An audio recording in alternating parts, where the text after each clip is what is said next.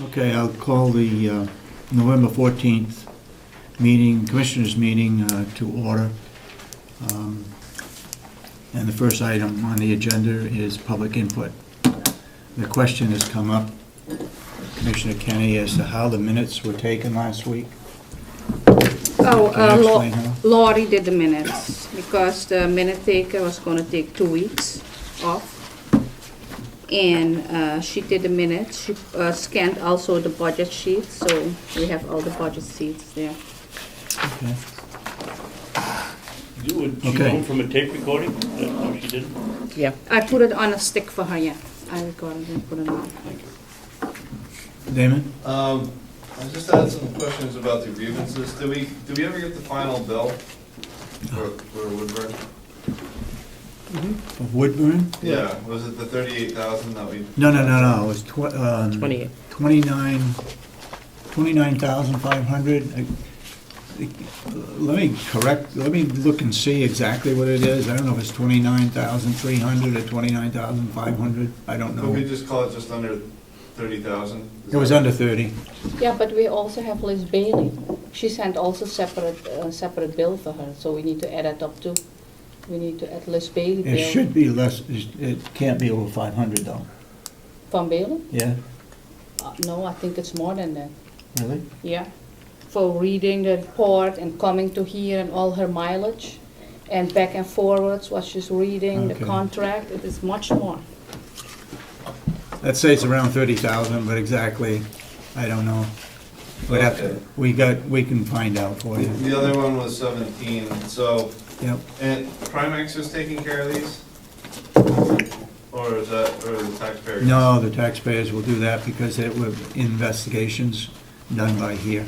But Primex told you to get, well, that's easy for Primex. Recommended that we do the investigation. Should it go further, either one, then Primex would pick up that bill. How many lawyers were involved? It was Bailey, Schwartz for Yep. Commissioner Kenny's, and then there's some other lady. Oder. Yeah, Oder. Lucy- HODDER. Oh. yeah. And one of the questions that keeps coming up is where Commissioner Sorensen and Solomon investigated, and I'm trying to understand like what that means. I haven't really heard anything satisfactory. So what, if you were investigated and what investigated means, I'd assume investigated would mean your records analyzed, you interviewed individually. Did anything like that happen? Yeah. Okay, so you were investigated. No, they were not investigated according to the contract. According That is a to, contract, and I also talked to the attorney, Lucy Hodder, and I asked her, are you investigating the commissioners? And she said, no. She's not. And I went back, there is a contract what she signed, and there is not in the contract that she investigating the commissioners. She was only investigating certain issues in the nursing home. And not even all the issues, only certain issues. Can we see the contracts to the investigations? Yeah, I guess so, because somebody already saw it. I think people filed 91As and they give the contracts out. That is how I read it, because I asked, what did you send out? Who filed what? And I said, what did you send out? And then they sent me the contract, what they sent out, and that is why I read it. okay. Is that your understanding, is that we can see the contracts? The question is what? Can we see the contracts for the Sure. lawyers? Sure, Okay, public information. okay. Yep. Anybody else? Mr. Babson? Was there anything done this past week with both Kronos? With what? With Kronos? With Kronos? Kronos? I don't know. I haven't talked with Janice. Janice. Anything further? Thank you. Mr. Brown? To touch on what Damon was talking about, wasn't that the Woodburn situation, wasn't that a grievance filed against yourself and Commissioner Solomon? I think that's true. Yes. Then who decided that the two of you who the grievance was filed against would not be investigated? I'm not sure that that's true.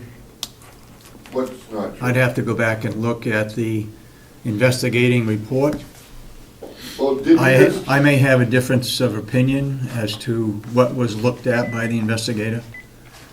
didn't you just state that the two of you were not investigated? I didn't state that. I thought you just said you were not investigated. We were both interviewed separately by the attorney,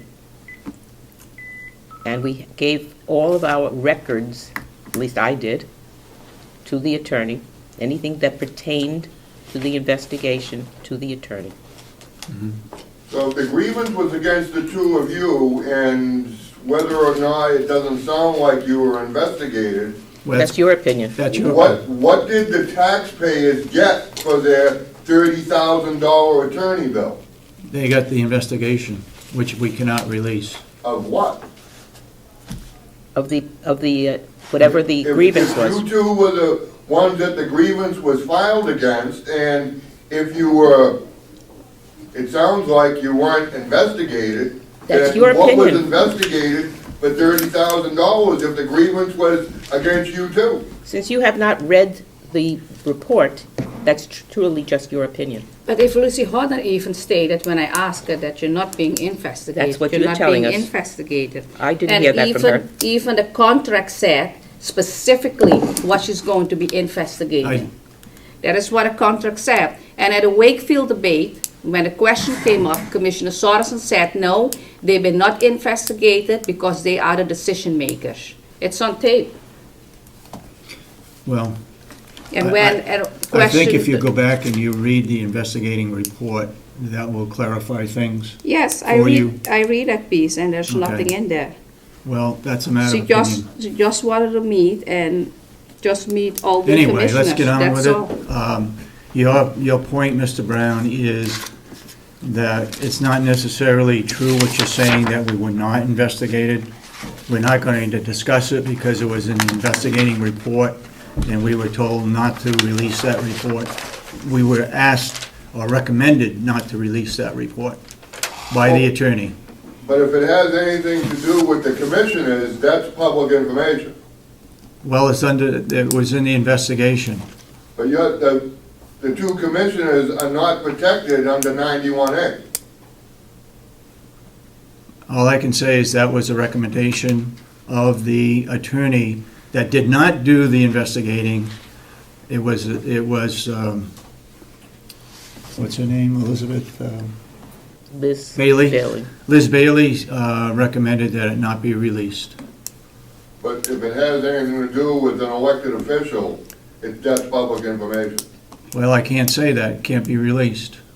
Well, that's what the RSA says, Okay, all right, so. all right, any further? Yes, Yes, Mr. Babson. going on the same subject, and rather than kick this around the lot all day long,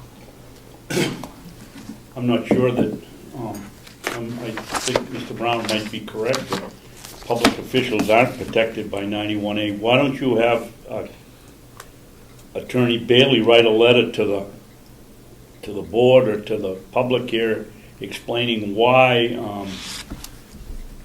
this report is not open to the public? Because it was handled in attorney-client privilege. And that is not subjected under the 91A. That's confidential and not for disclosure. True. Okay, So- we won't bat this around anymore then, Okay? okay? Yeah. Any By further the way- discussion on other items? Yes, Mr. Brown? A letter from her. I put in a 91A for the jail inspections Yep, for 2008 to present, and I only got 2. that's correct. You should have gotten, well, there's been a third one since then. But there should actually be 12, because you're supposed to do 2 inspections a year. Yeah, that's You know right. why I only received 2 out of the 12? Because the others were not done, They were not done? right. Why were they not done? The RSA, They were overlooked and were not done. There were meetings held over there, subcommittee meetings with Mr. Babson, and a tour of the facilities. That was not written up, and it was not done. It was overlooked, and we picked up on that. We thank the person over there for reminding us, and there's been 3 inspections since then. Each of the 3 commissioners have done those. Okay? Any further input? If not, we'll look at the minutes of last week. Yeah.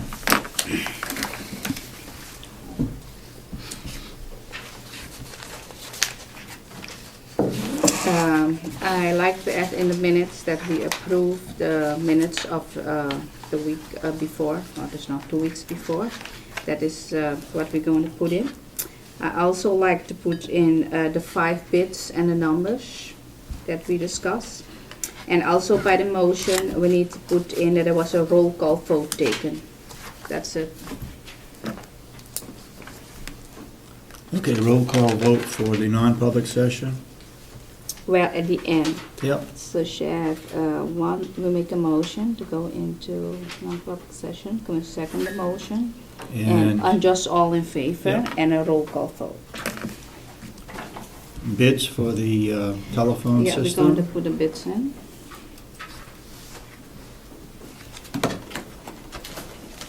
And we need to make a motion to accept the October 31st minutes. We already did that, but it doesn't show in the minutes, so we're going to add it. So you're going to add So it will that? be in the final, yeah. Yep. What was the other item? The other item was The bids and... the bids. We had 1, 2, 3, 4, 5 bids, and the Yeah. numbers. That is what I'm going to add in. Yeah, and And I will also add what I The said roll call. last week about the assistant attorney that we hired, Minsu.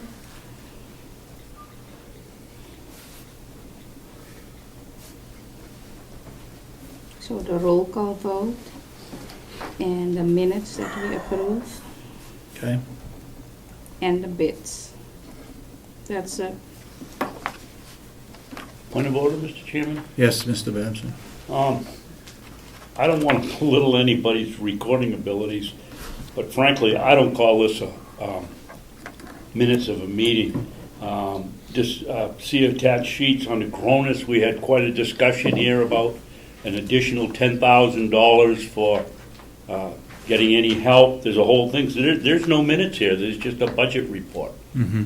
And I would hope that you wouldn't accept these minutes and that you'd have some minutes made up that reflect what happened at that meeting for historical reasons. Doesn't she say see budget? still have- I think she has, You still she have the scans dates? all the budget. I think Yes, she on her scanned that Kronos sheet or not. Didn't she put Kronos in, what it cost? She didn't put a discussion in, but she has all the numbers in. Well, that's fine. May I, Mr. Chairman? Go ahead. Good. That's fine, Commissioner Kenny, but just having the numbers doesn't reflect what the discussion was, and the discussion was quite important since the program's been here for 3 years or 2.5 years, and now they want more money and it isn't working yet. And one of the nothing was- things I requested was, suggested that the salesman and his boss come in here and tell us why they should get more money for something that apparently hasn't worked from day one. I agree. I will add the Kronos discussion because there was nothing been done also, and the points are also, It was on the second page of this.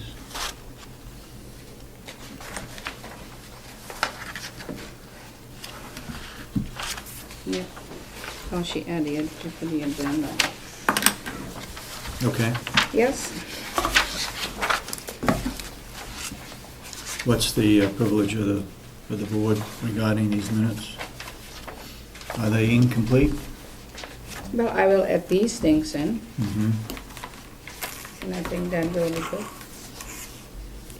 Put a roll call, the minutes, attorney, the 5 bits, and the Kronos discussion. I think we can accept them with correction, that I add these things in.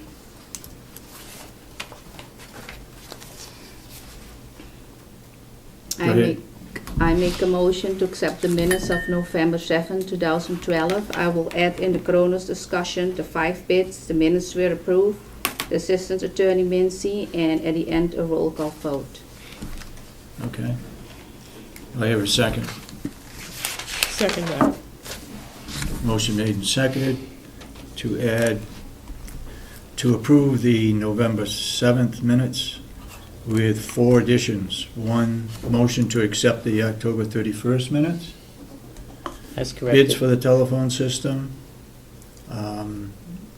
Assistant attorney, roll call vote. In the last sentence should be all in favor, motion carried, rather than Commissioner Sorensen third. So there's 5 different corrections to be made. Okay? The correction on motion to accept 10:31 minutes as corrected. As corrected, that's right. All those that support the motion say aye. Aye. Aye, and so voted. Okay,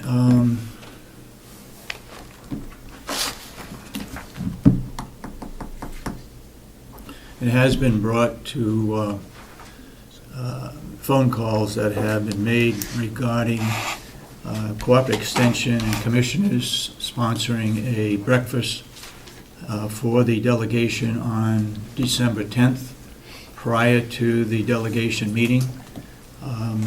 It'd be held at the nursing home at 7:30, but no further decisions have been made.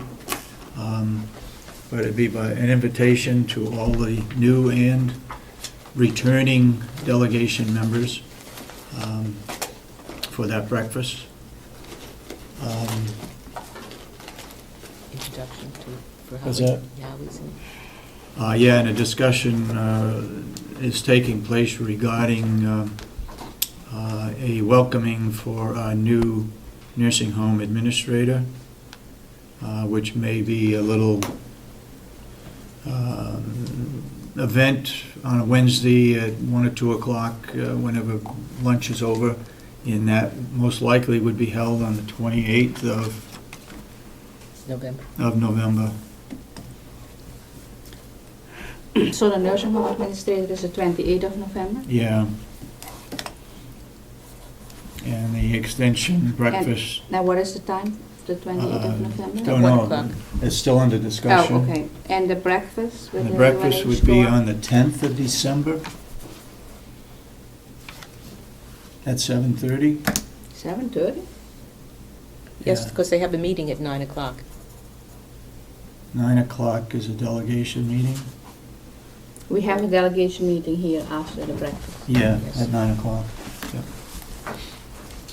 Now, there may be a little conflict because I believe on the 10th, the delegation will get organized and they will be selecting a chairman, a vice chairman, and a clerk At the 10th on the 10th, I would assume. of December? I think that's the only time that they will be getting together, first time that they will be getting together as a new delegation.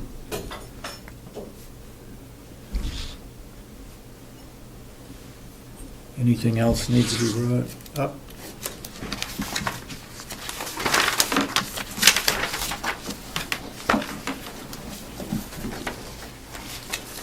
Janice Sullivan would not be in. She will be in next week.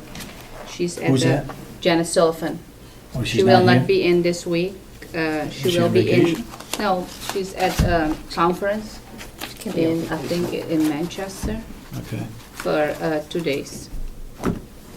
I think you got an email too. She sent the email to all I commissioners. didn't see the email, unless Yeah. it came in yesterday. Commissioners' Did you see it? email.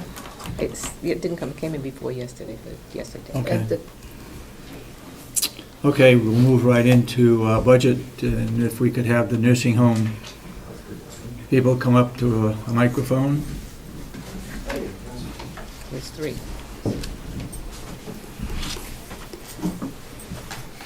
Paula, you should have spoken to Michael. You don't want. Good morning. Good Hi, morning. Tony. Good morning.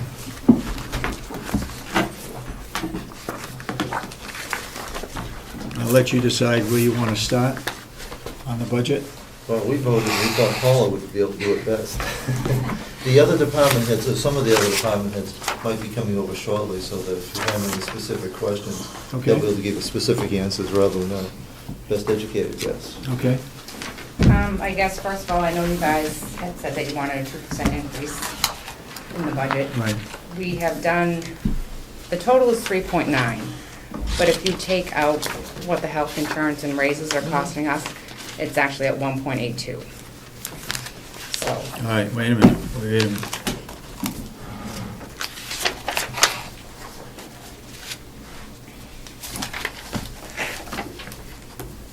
You say it's 3.96 with raises and insurance. And if you take out those Right. things that are not controllable, Yep, it's 1.82.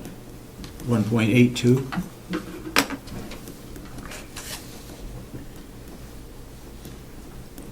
And that actually understates it a little bit, because what it doesn't take into account is increased revenues. So in terms That's of- true, yeah. In terms of net Yep, expense, yep, so yep. it's actually Mhm. not quite a zero increase, but it's going to be getting down there. Okay. Would you want to start on the revenue, or you want to go through the expenses? We can go through the expenses, probably. Okay. I am waiting for, as far as administration, a quote from John Rich for a new server. That was something that we were anticipating. He wanted to make it through this year with the old server.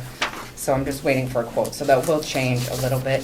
I'm not sure what the price is gonna be, but And that would be under nursing home administration, Right. computer expense? either that or information technology. I'm not sure where I guess it doesn't really matter which line it goes into. I know his line item is for his contract, I guess, so we could put it in computer expense, that would be fine.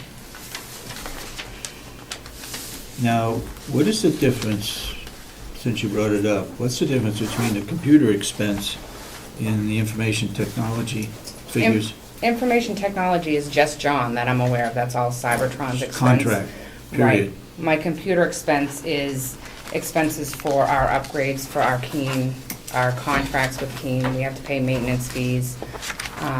For payroll, we pay a chunk for the payroll software that's here. Any new programs we need to buy, that's what's in computer expense, it's our expense. And you only spent 26,000 last year as of September. You anticipate using up that 46,634? Yes, we did purchase a couple printers. I'd also like to, if possible, we didn't do, like, there's training in there, money for training. If we don't spend some of that, we'd like to buy some new terminals.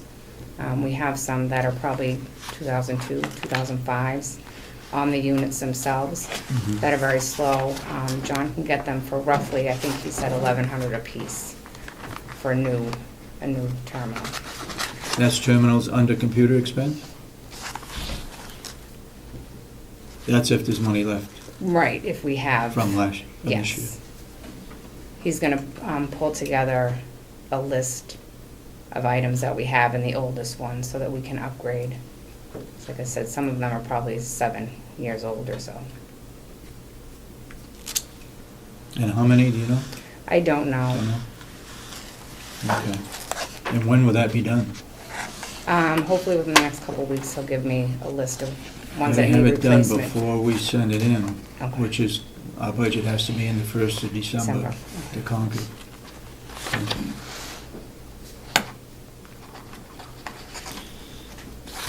Under nursing home administration, advertising, what would be included in that advertising that is not included in the HR budget for positions?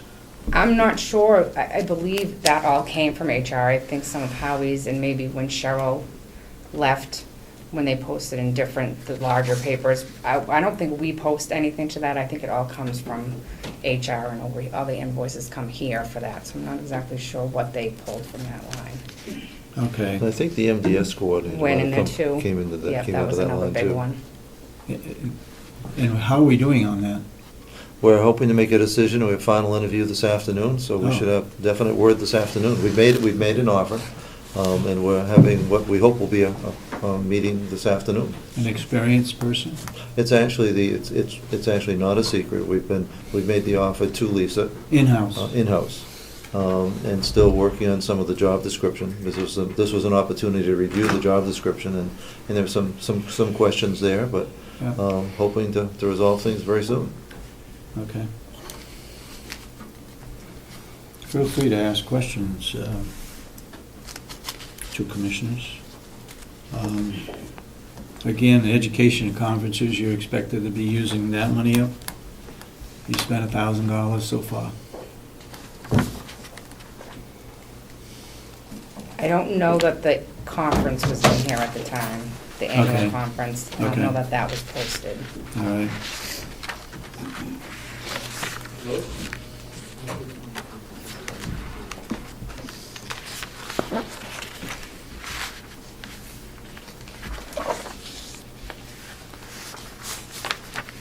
There's no other major changes. You think the telephone's gonna go down? It should. We've saved a lot on the regular phone lines themselves. Do residents pay for the phones? And they're, If they have their own, yes, they get their own phone bill. Excuse me, Mr. Chairman, where are you on this worksheet? We're on nursing home administration. Thank you.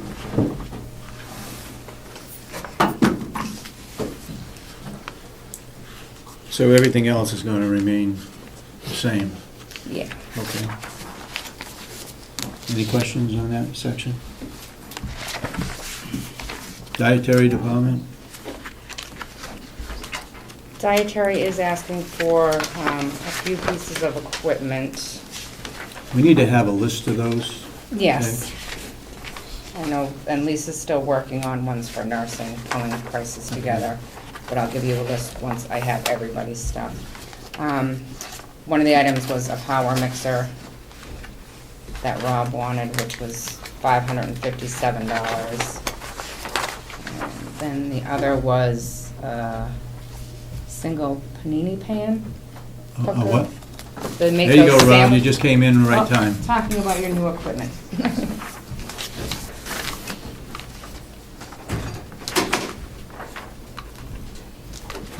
The new equipment items, Rob. We got up to as far as the panini maker. Yes.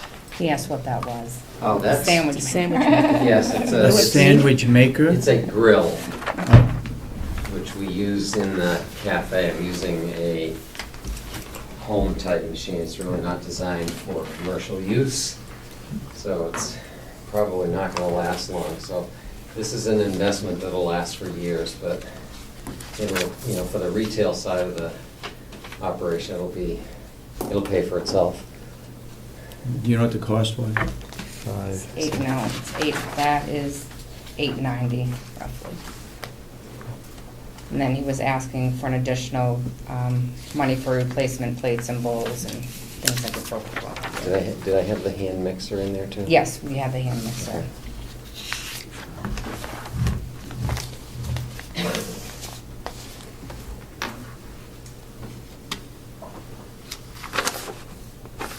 The bulk of the increase in his department was medical insurance. That went up $25,500.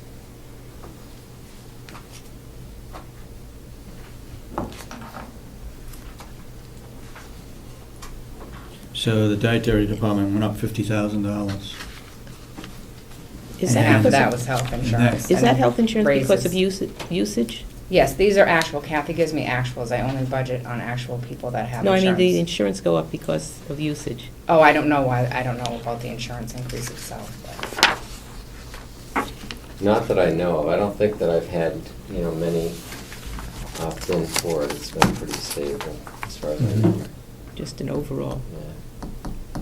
I am concerned about food cost inflation in 2013. It's difficult to project, but I can see the indices that Amerinet, which is one of our group purchasing organizations, are projecting beverages to be up by 10%, 10 to 20%, bread and bakery up 12%, frozen foods up 10%, cheese, milk, dairy up 12%, detergent 6%, paper goods 8%.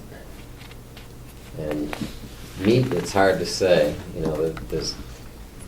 there's a possibility that it'll stay the same. but it may hit us then the following year. So if we were growing or raising our own meat, that would come in the following year. If the net pound cost were certainly less, you know, that would benefit us, for sure. But we could see, you know, I mean, my estimate is probably an 8% overall increase if the menu and the volume stays the same from this year to next. Is there any difference between last year and this year regarding the number of people that you're feeding? Not unless the DOC were to increase, because we've been pretty stable at the nursing home at close to 100% occupancy. As well DOC as staff? staff will be the same. Okay. But DOC, I mean, if they increase, then there would be an offset to the charge per meal, because DOC is billed per meal, so as their volume changes, it offsets my cost. They do have in for 2 new correctional officers, 2 additional correctional officers that are in the budget. Whether that gets approved or not, we'll wait and see. And I did work with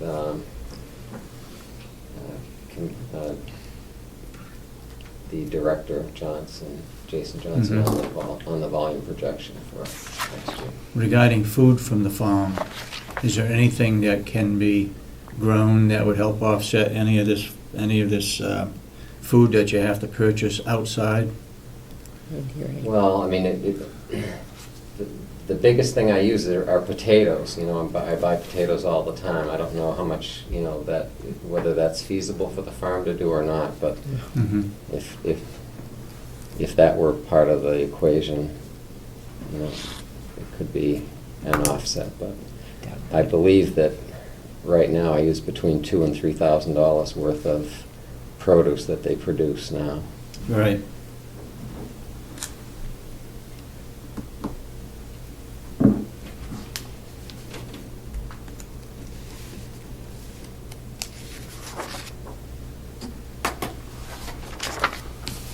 And the only other thing that's going to fluctuate are the supply expenses for dietary. As the cafe has been increasing in volume, there's more of a takeout, so there's use of disposable ware, paper, etc.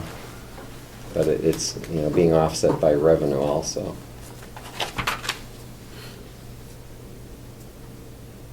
But as of this year, I'm still not seeing an offset for cash income to the cafe offsetting the dietary expense. I think that amount is going into the general income for the nursing home. It goes into the revenue side, yeah. So at some point we should flag that so you can just draw the correlation between volume in the cafe, some expenses that are impacted by the higher volume, to the revenue that we're taking in.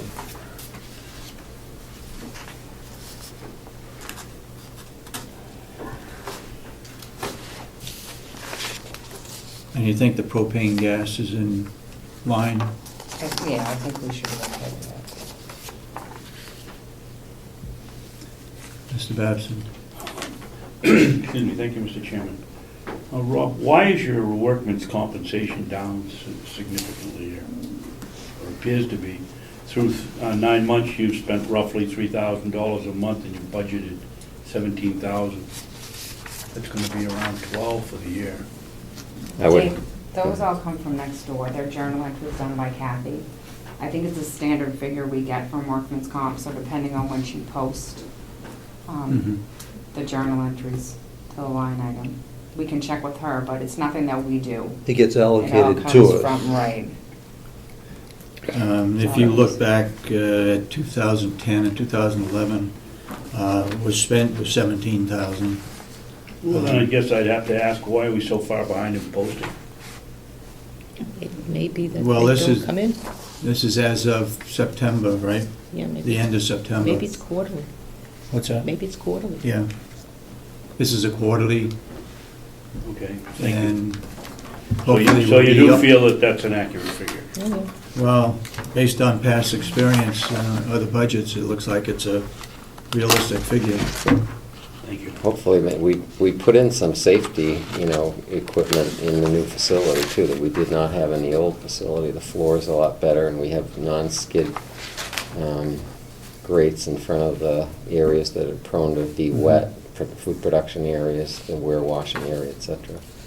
So, Didn't we have a situation back a couple of years ago where we had to have special footwear because of the floors? I still encourage that for the uniform allowance, that they Mm-hmm. buy shoes for crews, which are slip resistant and designed for food service. Okay.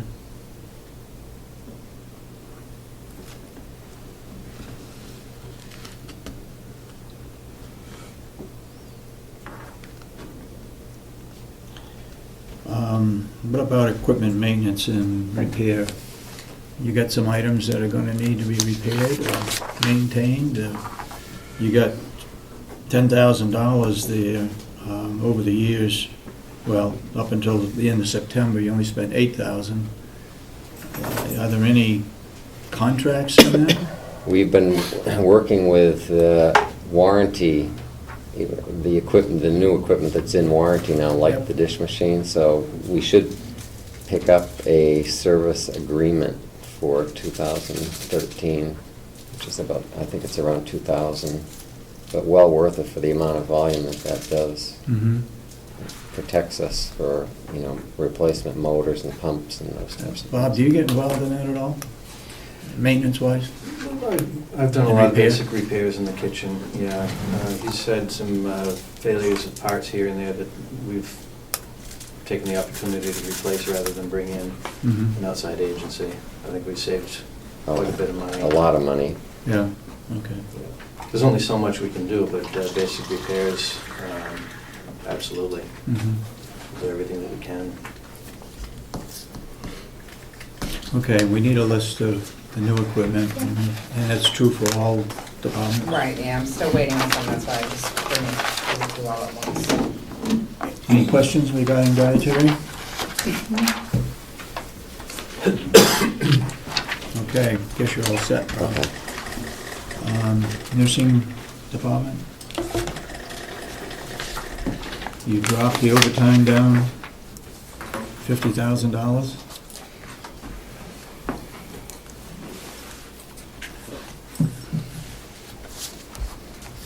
Good reason for that? Well, if we actually get the fill-in of the openings, we should be able to drop the overtime down. We're looking at bumping up a little bit so that we have those openings are full all the time with the 40 hours that have been allotted instead of breaking them up into 16s and 24s and stuff like that. Mhm. So once we do that, we should not be we shouldn't have the amount of overtime that we've incurred before. We'll have a better group of people that we can put into those slots more consistently. Is that also true for the agency staff? The agency staff is, hopefully, if we don't run into what we ran into last year and stuff, and we have our full-time positions filled, if I don't have 16 FMLAs like I had in July and August, we should not have to Yeah. use agency staff as much. Yeah. We still have, at present time, we still have 4 open positions that we're advertising, that we're still advertising. What positions are they? LNAs.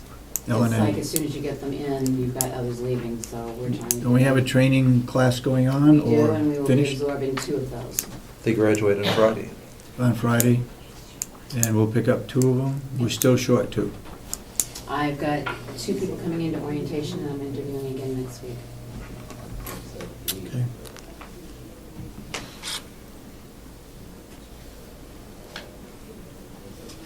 Okay, education and conferences. It's the same as what you had last year, but are you going to be using up the money? You had $11,000, about $12,000 left over. You're going to use up the other $8,000 by the end of the year, or by the end of September? Well, I Last do quarter. have people going off to conferences on Thursday that's not in there. Mhm. I do have a couple people that will be doing December conferences, but as we get going on to Cronus, we're gonna need the education and stuff for training for staff. We've held back this year because of the changeover of all the positions at the facility. We really haven't been able to do a lot of educating We've sent people out to conferences, and I do have some people to, from the nursing programs, the LNAs to the nursing, that have not submitted anything yet, so we're holding on to that. Okay. And I have asked them if they are going to submit towards that reimbursement program, if they get it in before the end of the year. Before the end of this month Yeah. if possible, but their schools may not allow that. Chronos system. Where is the nursing home in that project? The nursing home, by doing the budget, I actually have individuals in slots where they belong. We've gone through the entire staffing, and now I am meeting with staff so that I can get their schedules at least on paper, so that if Cronus gets cleaned up and ready to go, we can load in those schedules. I'm personally meeting with them because what's going to happen is some people's schedules are going to have to change from what they've been to go into Cronus. So I'm going to meet with every employee, and we're going to set up their schedules, and we will have it ready to go by hopefully the end of this month, if we have to inload it into Cronus. What's your take on why it's taken so long for Chronos to be up and running? I think we're going to have to rebuild that system. Have to rebuild it? Rebuild it, get everything down to, we've talked, maybe even going back to the last stat sheet on an employee and looking to see what their hours were, what their budget was at that point, and comparing it to Cronus to make sure that everything is in there, is clean. Who does that? I think it's going to be a group effort. I think Janice has invited me, Kathy has invited me. I think it's going to take at least 3, 4, or 5 of us to go through and really get this bare bones down so that it's accurate, because if it's not, Cronus won't let you input stuff. I think we're all on board with that. I think it's just going to take some time. I mean, you're talking a lot of employees, and we're starting with the nursing department to work out the bugs there so that we can get the scheduling up and running. Yeah. But if we don't do that, you know, garbage in, garbage out, it's not going to work for you, and we really need it to be pristine to work. We also need to train employees, because this is going to be a whole new way of life for them. The paper's going to go away, and they're going to have to put in their own requests for schedule changes and everything in the program, which they're not used to doing. I guess what's the biggest concern of many of us is we started this about 3 years ago, and we're still talking about training and making changes. At what point in time, do you think by the end of the month you'd have that up and running or not? No. No. No. It took quite a bit of time just to get the staffing in the nursing department in the right locations with the right hours, with the... It's complicated because of a bi-weekly schedule. Not everybody works the same schedule each week. It's really over a 2-week period, and that does complicate it some. So we're pushing the limits of it, but there's no reason why the system should be a big help to us. Yeah, I think that's the whole purpose of this system, is to make it easier, and it should not, you know, once you know it, it should not be that difficult. Right, but it's just getting, if we don't get the bare bone basics in correctly, it will, and I'll give you an example for myself. If I go in and put a date in, my accruals haven't been passed over, so it will not let you enter some data in because it says this time is not available. So we have to make sure everything from holiday time to vacation time to sick time to correct scheduling time to correct name. We still have some people in there that are on their old names, not their new married name. I mean, we just need to clean it, make it clean. And I think the 3 of us are committed. I mean, I'm working because of the paperwork that was originally sent won't work for us. We'd have to do 3 sheets of paper on everybody. We had odd shifts. There's going to have to be a lot of rule building in, you know, seniority can bump someone. You have to put those rules in for a scheduling system to work. So it was originally put in and started as scheduling only, Right. but no rule building. So then, yeah, you'll get a schedule, but it'll say somebody's working, but they're not really working. So we're taking it back to the basics and building it back up. Some of the stuff that's in there we're going to be able to use, but to say we can do it in a month, I mean, as fast as we can enter computers and stuff, that's only one piece of it. Then we have to train, all the employees have been really trained on is you swipe your card and it punches you in and out. They haven't been trained on how to request vacations. They haven't been trained on how to request a day off. Who does the training? I'm going to say that probably most of it will be done in-house. once we get some the trainers. So the hang-up is not with the company, it's with in-house? I think we need to clean the system and start it. And we're on that good road right now. I'm meeting with my employees to get their 2-week schedule down. Then we'll go from there, we'll start looking at the Cronus program itself and inputting the 2-week schedules. Then you gotta start building the rules. You have to say, you know, this one has seniority over this one has, you're gonna have to start putting some rules in. And then we'll have to train the staff on how to go beyond just swiping and this is how you request a day off. This is how you request your vacation in. The burden then gets put on them to request their time, and all we do is go in and say yes or no, we approve it or not, and then Cronus will kick out the schedule based on that. So that's a big learning curve from just swiping your card to saying, geez, I need Tuesday off, November 22nd, and so-and-so's working for me, and so-and-so has to go in and approve it too, and then you go back in and the overall approval comes from us. Question I have is, the union contract, does that interfere with the Chronos system? Does the union contract make it more difficult? It will need more monitoring. As the union contract says, someone with vacations, 2 people submit a vacation at the same time for the same time frame. It goes on date of submission per contract, and then date of seniority. Yes, those are gonna make the scheduling part a little bit more complicated, Yeah. because you can't build that into a machine. That's where the human element's gonna have to go in and say, okay, 2 people have requested off, what's the human, who's got the seniority to get that vacation? So, if I understand it right, if somebody wants to put in for a vacation, 2 people put in for the same date, and you can't afford both of them to go, they go to the supervisor first to get permission to take that vacation time? No, at present, they go to the scheduler, who sends it The to me. scheduler, Who okay. sends it to me to approve. So if I get 2 people that put in for 2 Yeah. days, the same vacation, Yep. and then I can't give them both that time frame for vacation, then we have to go back and see who was hired first, who has seniority, and we base who gets vacation on seniority.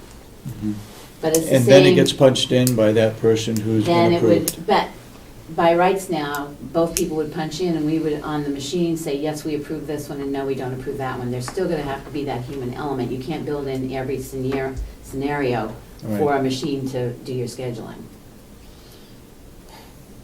But it will alleviate a lot of paper that we're pushing now. But again, they're used to working on a month schedule, and this is gonna be a 2-week schedule. So it's a big education curve. And this education that you're going to do, is this mandatory? It would have to be. In order for the system to work, it would have to be, which will incur a cost. That's why we're keeping some money in that education budget. And like I said, this is only till September, so I do have people out at seminars tomorrow, actually, and a couple more in December, so. So, do you have a schedule of the training that's going to be taking place? For Cronus? Yeah. No. Not until we get the bare bones in. So I guess I'm trying to figure out where the hangup is, why we haven't got the basic data into the equipment in 3 years. There is basic data in there that Yeah. was put in when Cronus originally came on board. Yep. That has to be changed? Because some people are not even employed here anymore, and what was put in for schedules no longer exists. Cronus is a constantly moving program. Who would do that? I guess I'm I- trying to figure out where the responsibility is here to do that. I think it's gonna require 3 of us. I think Janice has brought me on board Yeah. to look at the nursing home part. Yeah. Once we get the schedules, she and I will go back in to see who's on what schedule and correct. And then you still have your payroll system, that's a whole nother system that has to be inputted into Cronus to make this work. Because vacation hours have to be correct, holiday time has to be correct, sick time has to be correct, or somebody will punch something in and I'll say, sorry, you're automatically denied because it says you don't have enough vacation hours. Who at the nursing home is responsible for the Chronos system? It sounds like you've got enough to do as the DON, but is there somebody else that we need to put on board to do a portion of this to get the thing going? Well, the scheduler was trained back to put in, but that training's over 2 years old. So yes, we will be bringing the scheduler on board too, but the more hands you get into it, the faster you can get it up and running. Okay, So- I guess what you're saying is, why didn't the scheduler change it as we went along? I don't think the time and attendance was ever turned on so that we could run the scheduling portion, that's Who's why. responsible for turning on the time That's where here? you got Our in. administration? Yes, when we first got Kronos, we were trained, Elaine put in all the nursing schedules, I put in maintenance, dietary, activities, the business office, I did all the other departments. It was Yep. all put in, we were all trained, we were all told the trial period, they're supposed to swipe, we're supposed to check, they're gonna do the payroll, we're gonna do the Kronos thing to match it up. Well, it just continued on, no one ever went any further than that, it never. All right, Janice is now in charge of the Chrono system. But like she said, now And everyone's it's a high- schedule is all it's a different, you've high gotta priority start all for her over again, to because do it's it. been. And if she reports to us on a weekly basis as to where we are in Chronos, then we're hoping to get something going here pretty quickly. But It's like a high she's- priority for her to do that. We put that on her. Okay, well, like she said, we all need to be trained again. I haven't bothered to upkeep, because if we're not gonna use it, it's a waste of my time to do this system if there's no follow-through. To do everyone's schedule and change everything, it's, We think if we can get nursing underway, the rest will follow suit pretty easily. Nursing is clearly the most complicated, and the biggest. And we're meeting Friday, so it's not like we're sitting on it. We are real, there's been You're a meeting this push. Friday? The IT group is meeting this I Friday, think which that's is. where Janice is now. No, she doesn't At have the to local have- government center. But we're meeting Friday, so we will have a better timetable by then. That's why I say I'm pushing to meet with my staff to get schedules developed so we can get that in. And it's Yeah. not that we haven't been using Kronos, because our scheduler and stuff has been inputting everything that we've done by hand. Mhm. So that when we turn it on to do time and scheduling, we'll already know who's had holidays up to the point we turn it on. We are manually putting in everything into Kronos Mhm. that goes into the system anyway, for holidays, FMLA days, sick days, everything has been continued by hand inputting that side of it. Yeah. So it's just the time and scheduling piece that we're waiting for. So from your standpoint, it's not the Chronos,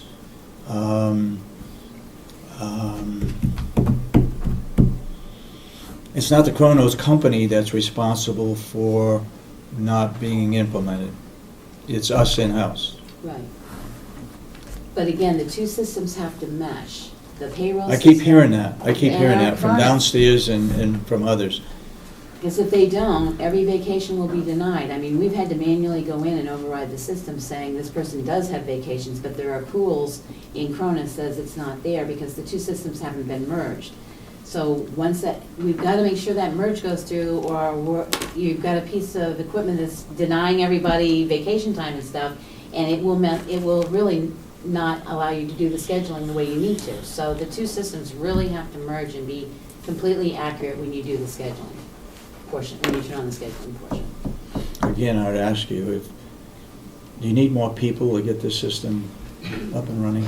No. No, there's more people, it's gonna be the people in the knowledge, and, in a perfect world, the scheduler would be taking the lead situation, taking the lead in the situation.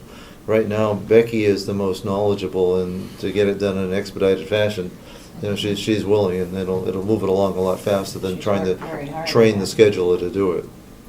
And the scheduler at this point still has to maintain our paper system, which is a very laborious system. So to pull her from that, that means I would be losing scheduling, ongoing scheduling as it is now. So Janice and I have been working very closely, and like I said, we have an IT meeting this Friday, so we should have a better timeline by then to see what the target date is Okay.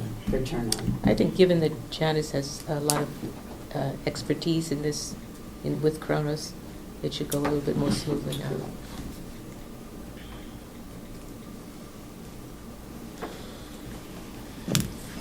Let's get back to the budget. M&A, medication, nursing, that's up 100,000, right? Why is it up 100,000? Because it's actually been put into proper alignment. The people that were M&As, that were crossed between LNAs and M&As, we've now put them in the proper category. And if you look at the annualized, it's not really up that much. Well, When you look at what, it's not up that much? The It looks to me like it's up actual- $106,000. We're up.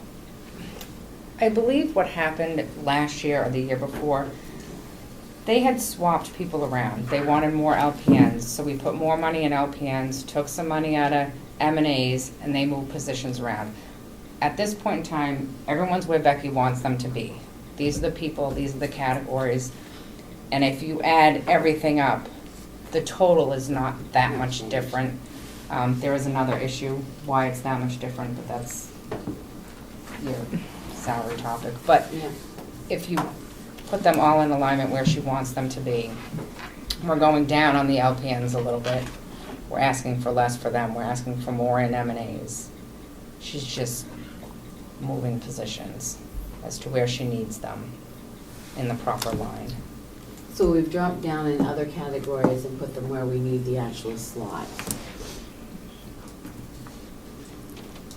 Okay, you increase the LNA line item by 100,000. That's for two reasons. One is for the raises. There's about, I want to say, Yep. 36,000 or so, or almost 40,000 just in just raises. The other issue is The other What issue Becky would like to talk is about. that when we actually looked at the salaries of our LNAs, Yep, a starting salary for our LNAs compared to the 2011 county survey yep. is $4 lower.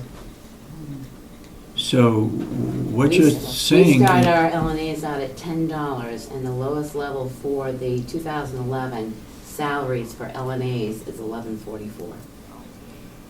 so you automatically made that adjustment I in am this figure? requesting that adjustment in that, but what I did was a tiered adjustment, because some Now, these people are union, right? yes, but in the contract, it does allow you to adjust for LNAs, LPNs, and M&As.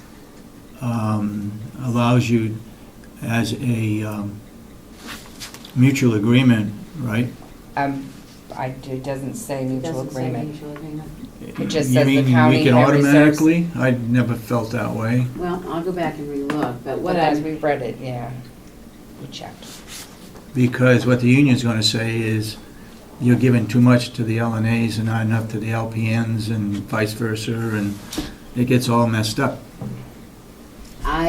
well, it's messed up in a way because when I came on board, I was told to start people, and I was told that nobody ever got a 6-month increase. So nobody that I have hired has ever gotten an increase in 6 months, which the union does allow that as well. Okay.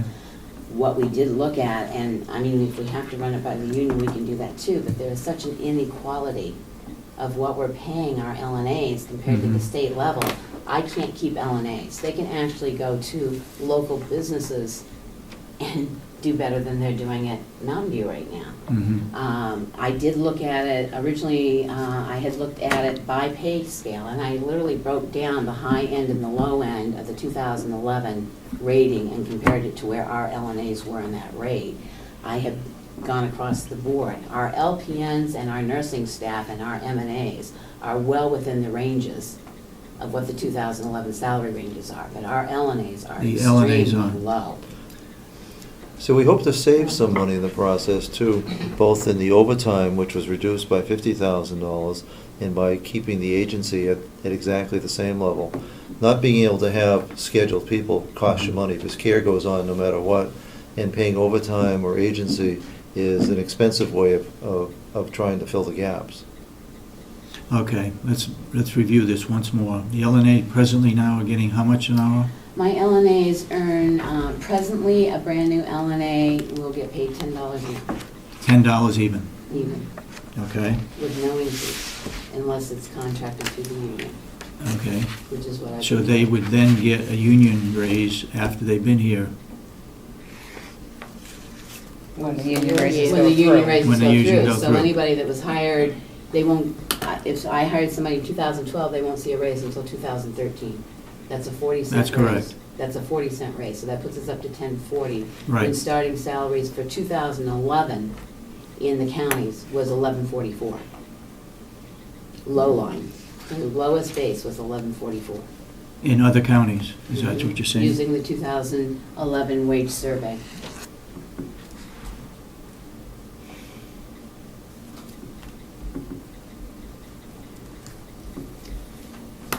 I have 18 employees that fit that line. 18? Yep, that would affect. Midway, I have 15 employees that are midline of the low and the high.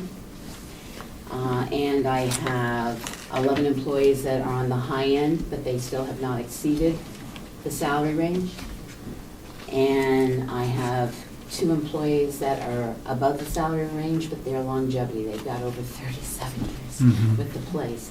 So I've broken it down. This is strictly starting now you're talking about? Going from $10, they're gonna get a raise in 13 to 10.40, and you That's it. wanna make another adjustment? And what is that adjustment? It's a tiered adjustment. I didn't go in across the board. How much is it? For the 18 employees that are arranging in the lowest end Yeah. and not meeting that, it was $1. For the medium group that's midway, I did a 75 cent. That doesn't include the 40 cents, or No. does it? No, Because it's an even if addition. we raise them $1 and they get the 2013 raise of 40 cents, that only makes us 11.40. We're still 4 cents lower than any other county, and that's based on 2011, not 2012 data. Okay, you got 18 at $1, what's the others? 15 at 75 cents.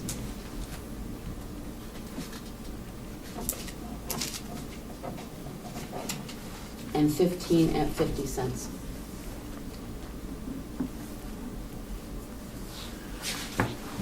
Which comes to a grand total of $61,867. 51? 61, 61. 867.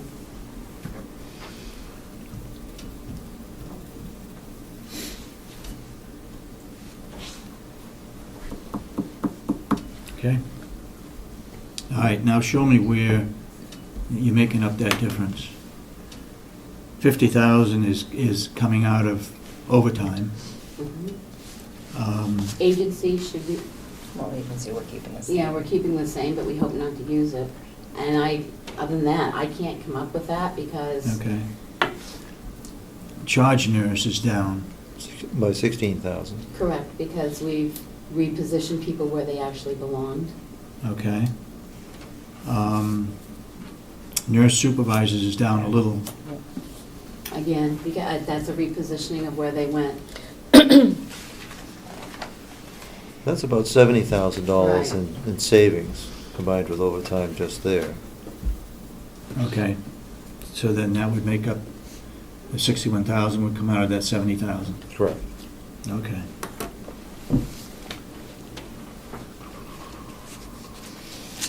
And hopefully we'll save more money in the future by being able to recruit and recruit more people and retain the people that we do hire. Seems like we've had a problem with LNAs all along. Well, 12 years ago, when I first came on, we had to make an adjustment because they were so low. They were like $8 and something an hour, Well, I if I think, recall right. I And then we had, when Lyman was a commissioner, we went through the whole nursing home budget, payroll, and changed it again to bring it more in line with what other people are getting. When Lyman was here, it was, 6 years ago, 2005 at least? was the last, So it was 2005 was 7 the years last ago. salary change I can find for the Yes. paperwork I'm dealing with. 7 years ago. So we haven't changed our starting rate since 2005. And it's $10 an hour now. Yeah. My point at that time was people directing traffic was getting $10 an hour. And our LNAs do all the dirty work They're, in a nursing home. they are the deserve front more. line. The quality of care is Yeah. going to be driven by the quality of the LNA. And Okay. it does make for a retention problem because they can go, like I said, to local establishments and do Yep. and get more than what we're paying them. It's a matter of respect too. They really need to be paid for the respect for what they do. It's our job. Is there any savings in the education and conferences? Can we make any savings there? Hmm? I hate to take away from it because with our requirements for, you know, survey and stuff, we need to continue education. You know, this is my first year with this budget, but to go back and say I haven't adjusted a wage scale since 2005, Mhm. I know you want to keep the budget low, but I think this is a defendable increase. Our overall budget is not increasing greater than what you've requested, so I just don't know where we could cut anything more. It's pretty slim. All right. We'd like to see, and it's an allocated expense, but hopefully for all departments, that the workers' comp line would go down. But it's not one that we actually You don't have no control. control of Right. that. But No, that's significant, that seems like an awful big jump, but we don't know what the history of that is. no. Let's look at new equipment. You got $7,500 in there for new equipment? And she'll have more. I don't have all the items. They didn't provide me with the whole list, so that will change. I'm not sure what. Right now, one additional thing. Is all this stuff a necessary item, or is it a,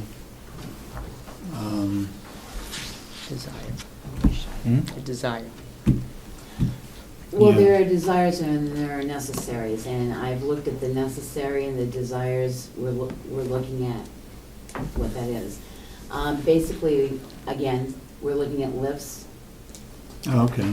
I'm also looking for the possibility in that to purchase a actual in-lift weighing adapter, so that if you have a fairly large or a fairly sick individual, you can add the bar to the lift and actually weigh the person as you're raising them up on the lift.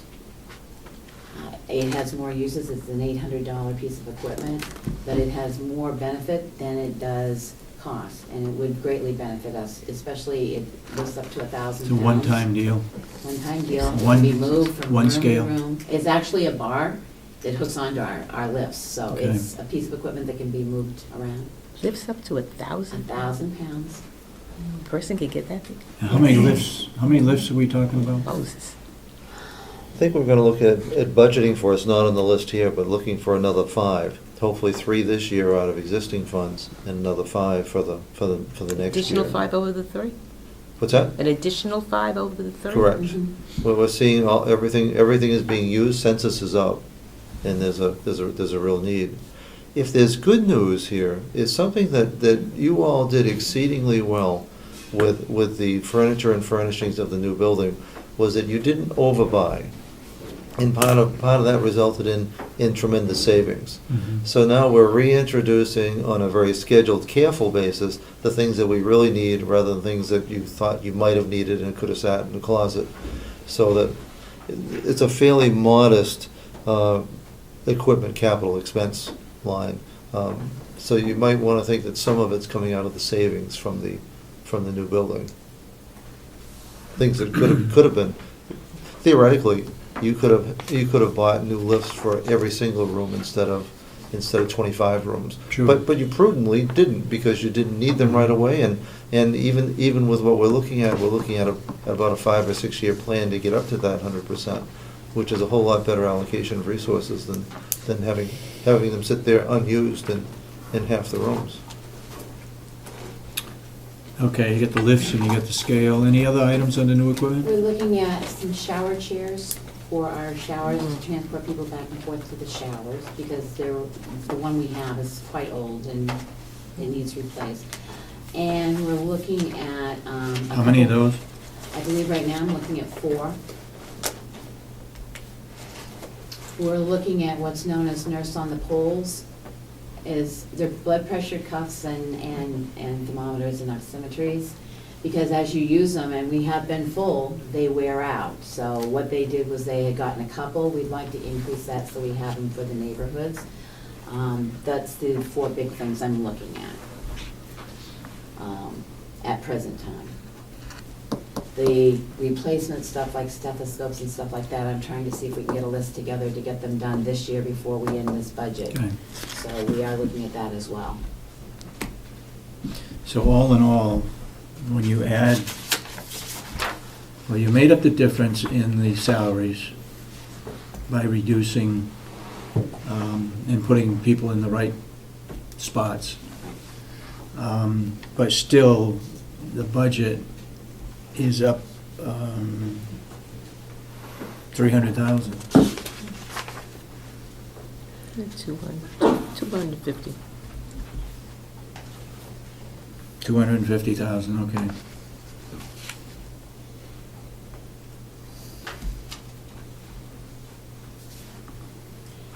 But we're Okay. also at 100% capacity consistently now, too, which True. requires bodies to take care of. And in order to get the bodies, I gotta have a scale that will allow me to keep them here instead of going down on Route 28 and working for same amount of money and not have to do what they do. Okay. All right, let's move on to the next item. Plan operations. Thank you for your input.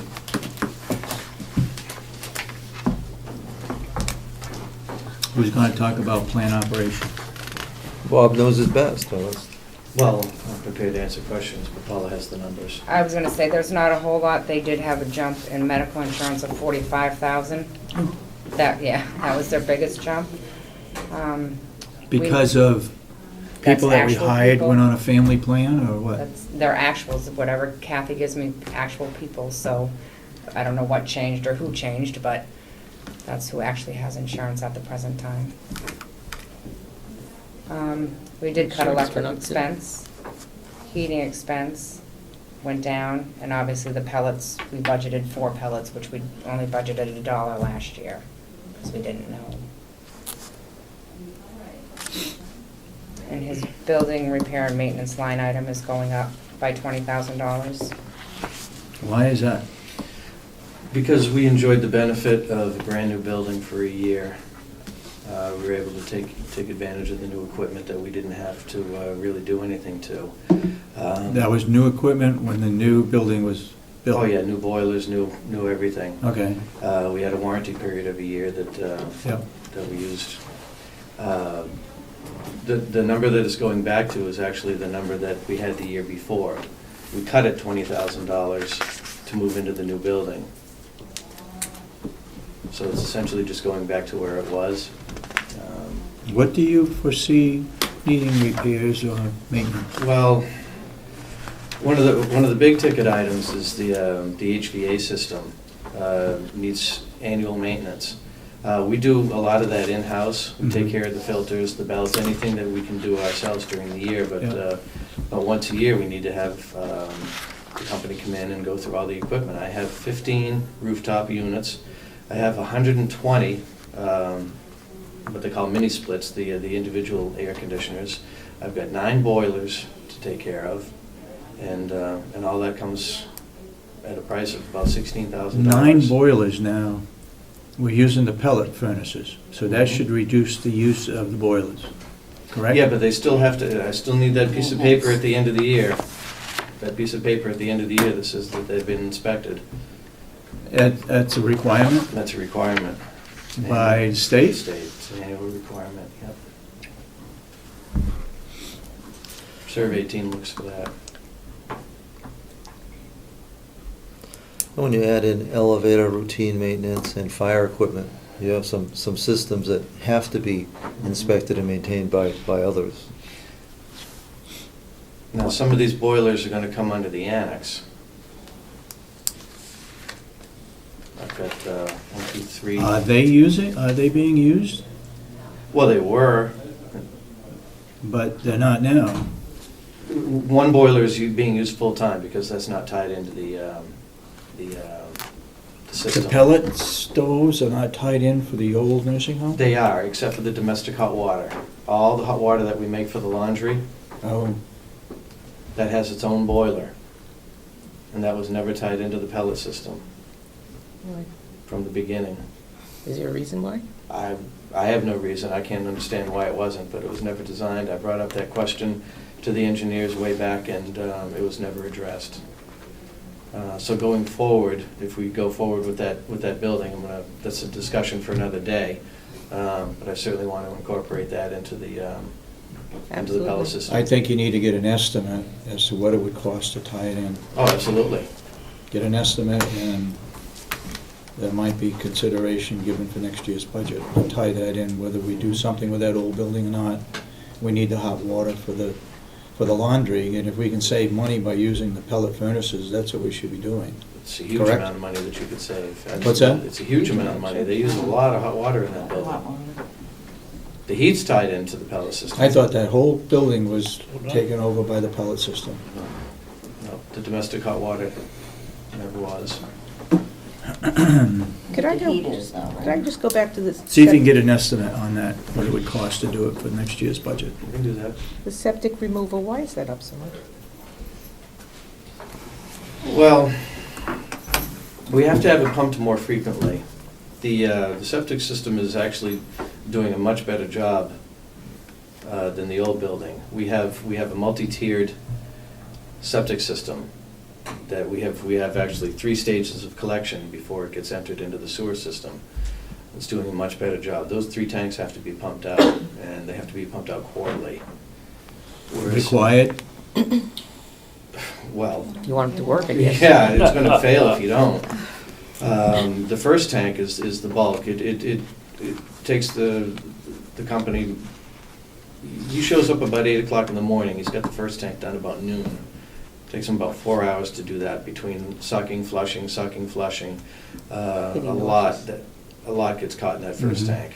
And whereas at the old building, we only had 1 tank. So I don't know how much made it through into the sewer system, but this one is doing a much better job. We're doing a better job of collecting grease. It's costing more money to have these tanks sucked out, but I think it's doing a service, a genuine service to our sewer system.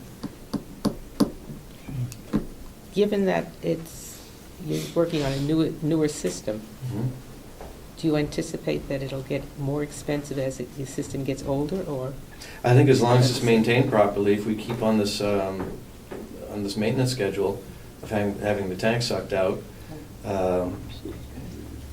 last years. Oh, Should prolong the life of the fields, I mean, indefinitely. Oh, yeah.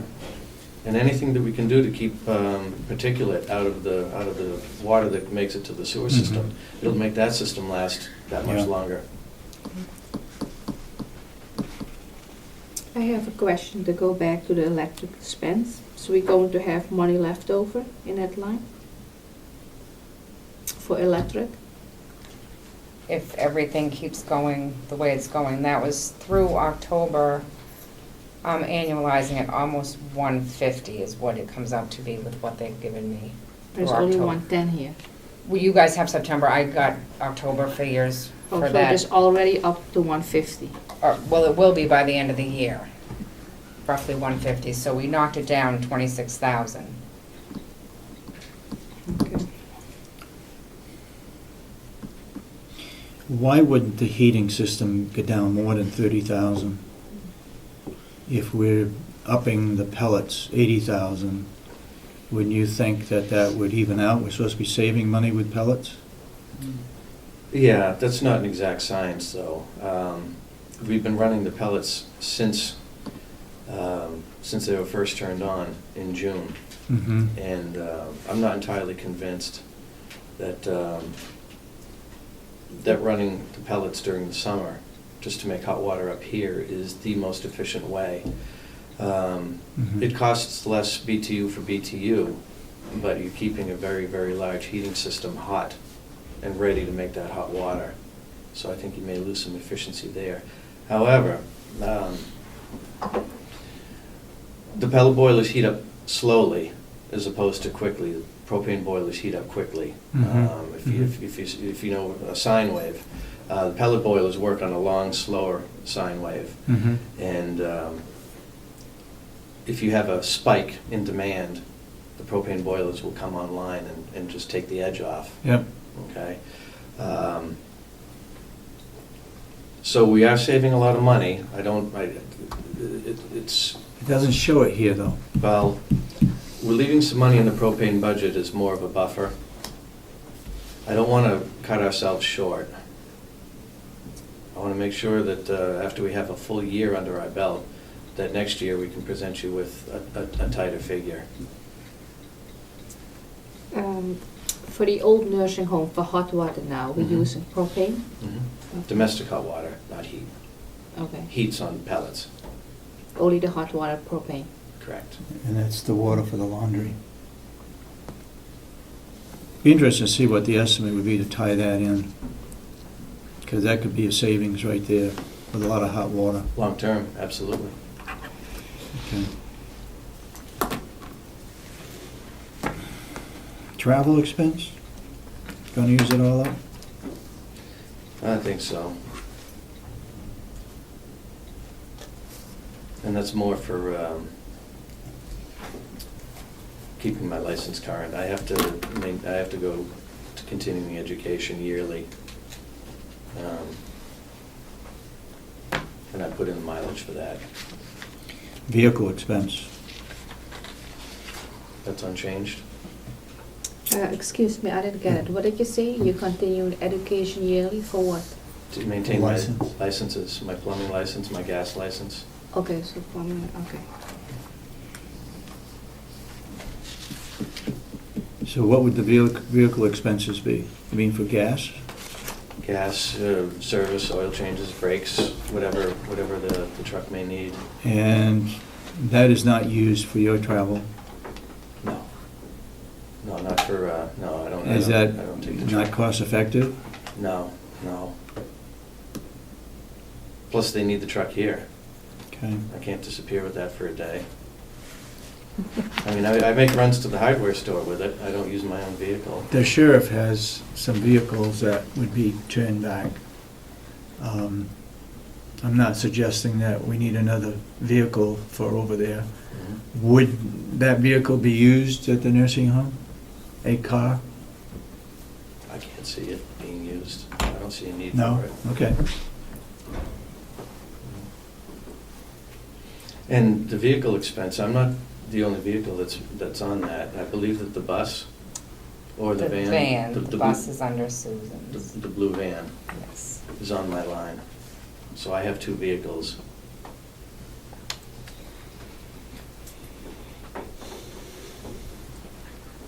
Okay. Maintenance labor, where is that? What's that? That's essentially JP Pest Services. Right, Oh, is that the right line? That one's services purchase. Maintenance labor, I had gotten some info from Kathy. It's for journal entries from the farm. I'm not exactly sure what gets posted under there because it's just posted as a journal entry. Is there anything other than grounds, like snow plowing and mowing? That's- Anything in addition to that goes under there? That's Kara Grounds. The maintenance labor, I'm not sure. Last year, they used $800, and it was a journal entry. But it comes from the farm, so I'm not exactly sure why it goes under maintenance labor instead of just Kara Grounds where all the other farm journal entries go. But I don't know if they're gonna use anything this year, because I don't see that. So we left it where it was. Well, let's reduce it You $1,000. wanted to, okay.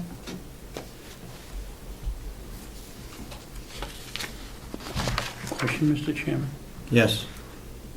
If that's what's being charged to the farm and switching from one pocket to the other, is that realistic to feel that the Will plows all this property? does It's all- separate.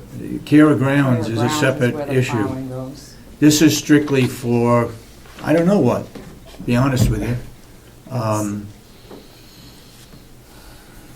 Do you use any farm equipment to do anything?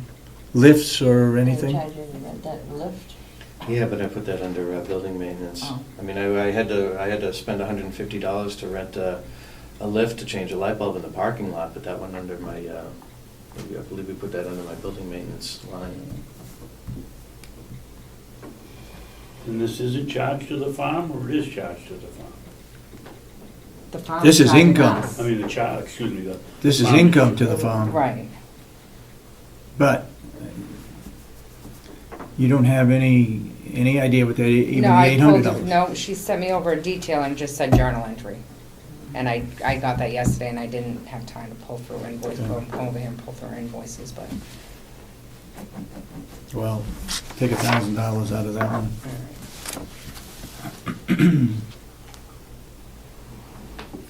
Water usage, is that based on meters? Do you know? We don't have any water meters. You don't have a water meter? That's usually just a figure from Kathy Armstrong, I'm pretty sure it's been pretty standard throughout.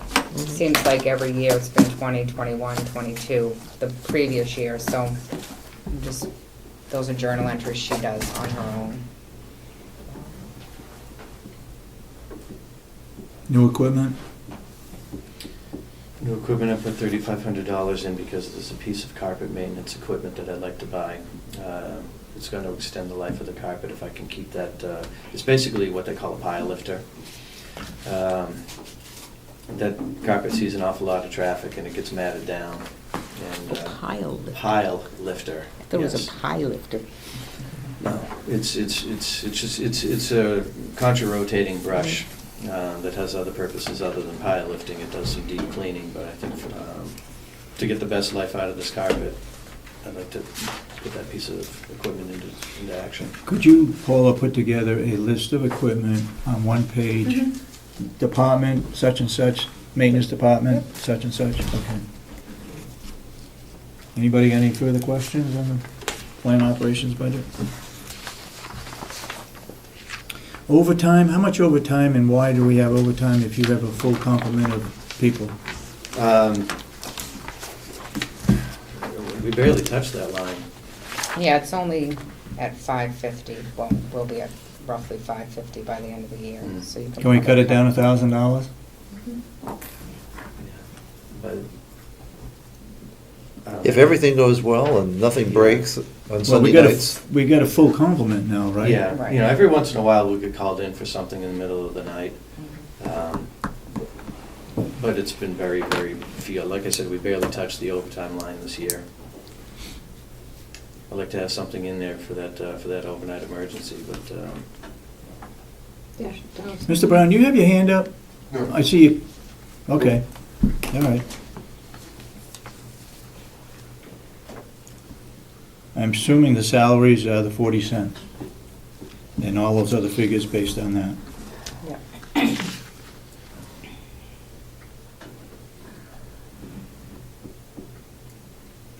Uniform expense, everybody using the uniform expense account? Everybody's in uniform, except you? Well, it's my supervisor's uniform, sure. You want to call it, and I buy it myself, out of my own pocket. I know the purpose of the Don't get started uniforms, on that one one. is to identify maintenance people, not only for the general public, but for commissioners as well as residents there, so that they know this guy or this woman is a maintenance person, and that's why they're in that particular uniform. All my guys are uniformed, Okay. and I like to keep them in untattered uniforms, so I will be using that by the end of the year. I know They do get stained. we're going over this thing again. We have a contract for pellets, Yes. so much a ton? Yes. Okay.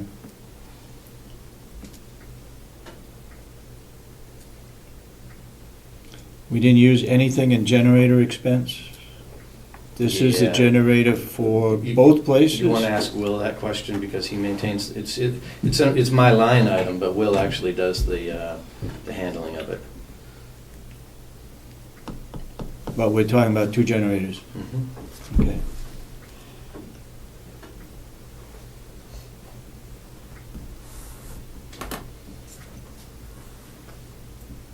Okay, our grounds is up. Wow. Waste management, our waste disposal, they went up on their contract with us, 10%. Say that again? 10%. 10% waste increase in waste management?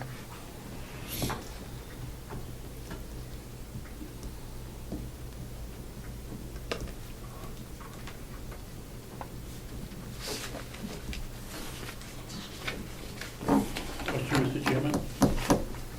Go ahead, Mr. Wasn't waste management a 2 or 3 year contract? Wasn't a year, was it, Paula? No, it was a 3-year contract, but they have a line in there to be able to review their pricing annually. What good is a contract? Because they made a significant investment when they put in that system that we have, and they weren't gonna give us a one-year contract if they were gonna put that piece of equipment in place, No, but I mean, if it's a 3-year contract, the price should stay the same. you would think. I agree. When's that contract up? 2 years from now? 2 years. All right, keep that in mind. We need to get that changed. I've already been in discussion. What does it specifically say? That they can go up automatically 10% every year? If There's, so, why did you people sign any such contract? Yeah. well, everybody reviewed it. I wasn't the only one that reviewed the contract. But most contracts, from what I've seen, most contracts that do extend beyond 1 year and do have a line in there that they can review annually. Bob, was the But- increase all cost per, I'm assuming that the increased cost also has to do with increased utilization, increased number of dumps too, not just the cost per ton, but the number of tons that we're using. No, we're fixed We're fixed. on pickups. So it's not indexed to how much we use? No, That's a good contract then. we're fixed on what we use. So what does the 10% cover? No, I mean, we're fixed on pickups. We have, what I mean is we have 2 pickups a week. That doesn't change. Okay.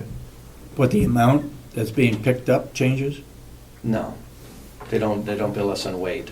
Then why is a They bill us- 10% They increase? bill us on pickups. I imagine it has to do with their own business expenses. Yeah, cost of gas. I mean, Has anybody checked the bill? I just happen to be the person that, on the town budget committee that's handling the dump or the transfer station, and I just had their contract here.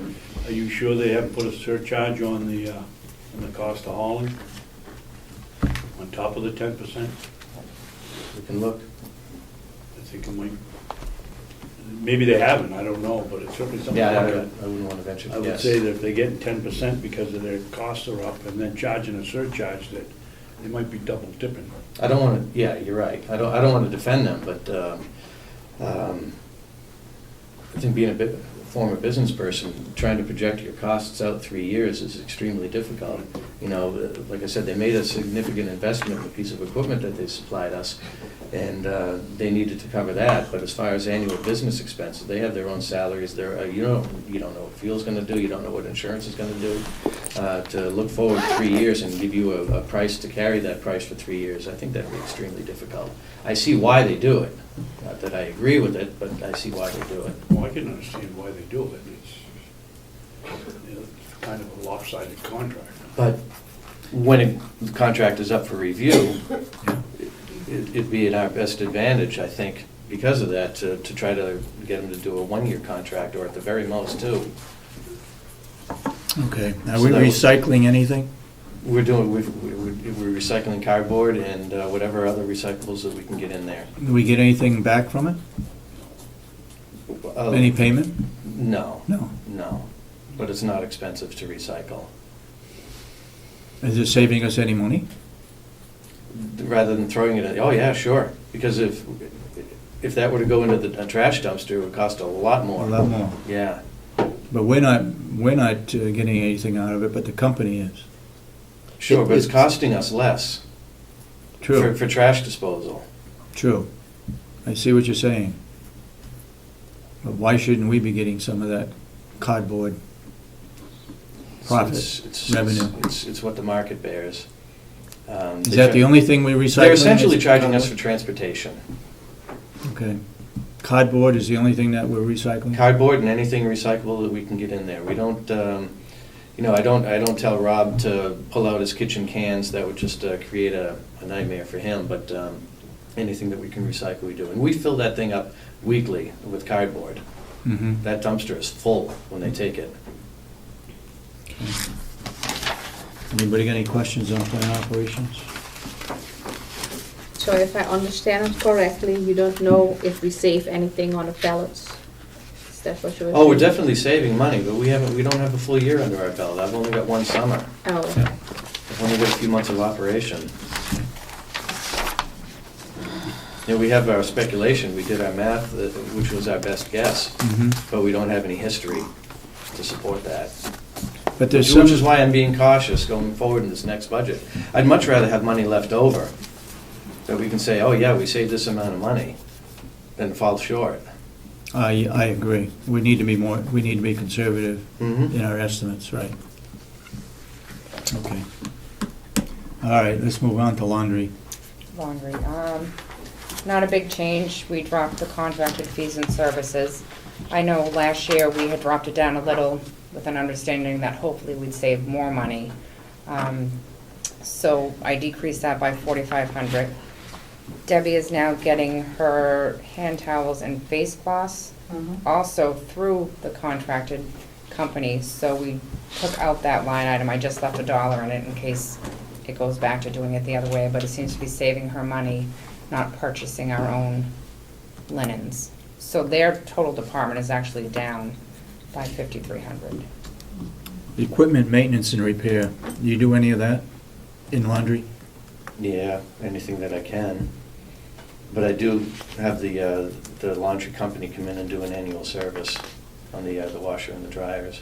Over the years, 2010 it was 1,500, 2011 was 740. Don't know what it's going to be the end of this year, but we got $2,500.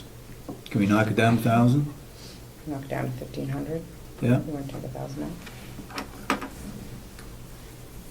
So we're putting 1,000 in a line item now? Reduce it to 1,500.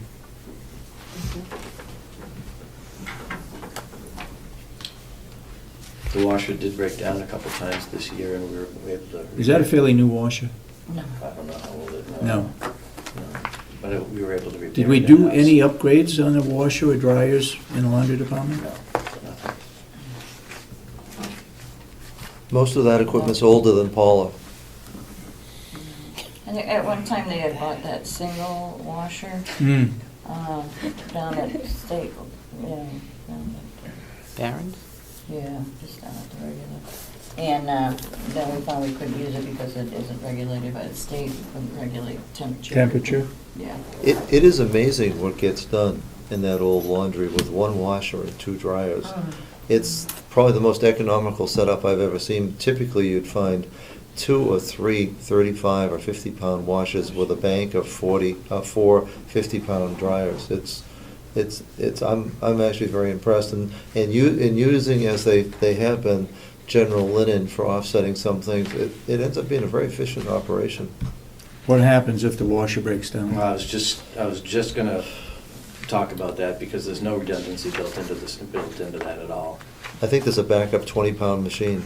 Yeah, but That that's... doesn't work. But that won't do... That's not even. That won't do it. That needs It to wouldn't go. even do people's underwear. No.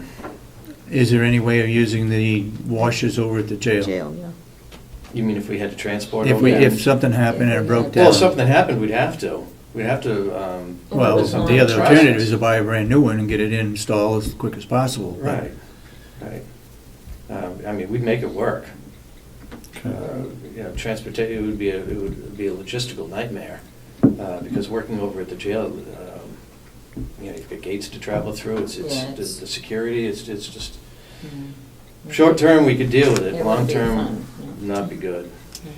It was down, it broke down just a while back, but it was just down for a few hours. Yeah, it broke down in the afternoon, and I was able to get the part at 6 o'clock in the morning and have it up and running by 9 o'clock that morning, so Right. So we've been very fortunate that way. I got lucky. Mhm. Paula, what's on the contracted fees and services? That's their linen. That's a linen Yeah, that's contract? the- Yes, that's the linen Contracts, contract. Has that gone up or down? That's going down. Why is it down? They give us a better rate? They had given us a better rate Yeah. last year, and we knocked it down a little, and we were anticipating that we would have more savings, but we didn't want to knock it down too much. So looking at this year, we should be able to take another $4,500 off, and she's getting extra items through them now, and we're still knocking it down, so. Okay. All right, housekeeping? The biggest change is, this is another department they'd like to add an FTE, So, one And one what? full-time employee. There's something that I like to hold out as an example. In your old building, you had the same 103 residents, and you had one bathroom for each four, roughly 25, 26 bathrooms.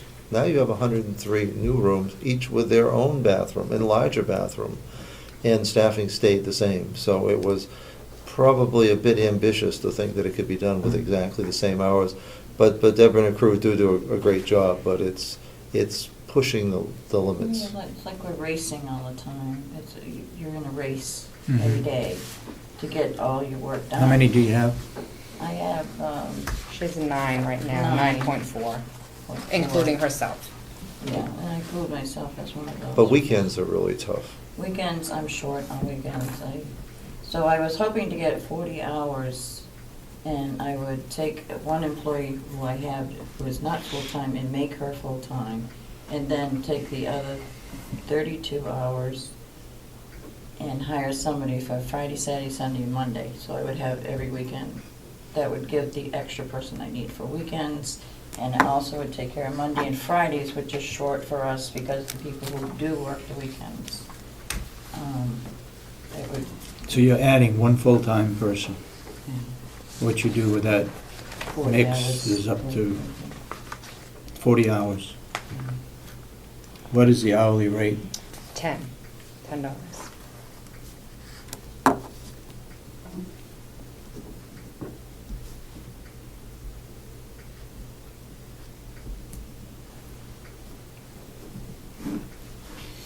Okay. Education and conferences, $300. What kind of education and conferences do you go to? I mean, the only one I can think of is Debbie could go to the annual conference, and that's only once a year. That would be, Nothing used this year that you have?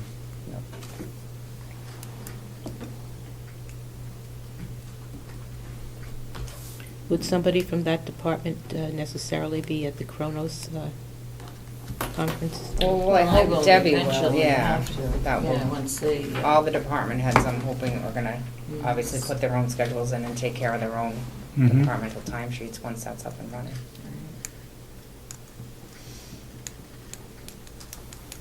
General operating supplies, you're gonna use up that from 28 to 42? Yes, through, once again, I figured through October, and when I annualize them out, it's a little over 41,000 that it comes to, so they're right there. Okay. Uniform expenses, they're all wearing uniforms, does this Yes. include the new person too? yes. Oh, it wouldn't, no, I would have to They get get, the yes, person. they'll get uniform allowance too, yes.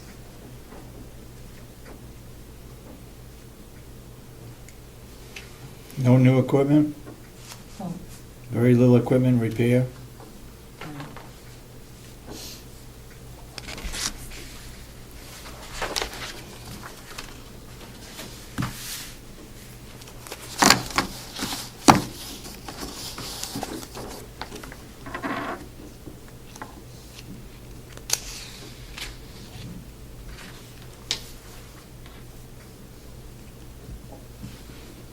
So I get 11,000 increase, right?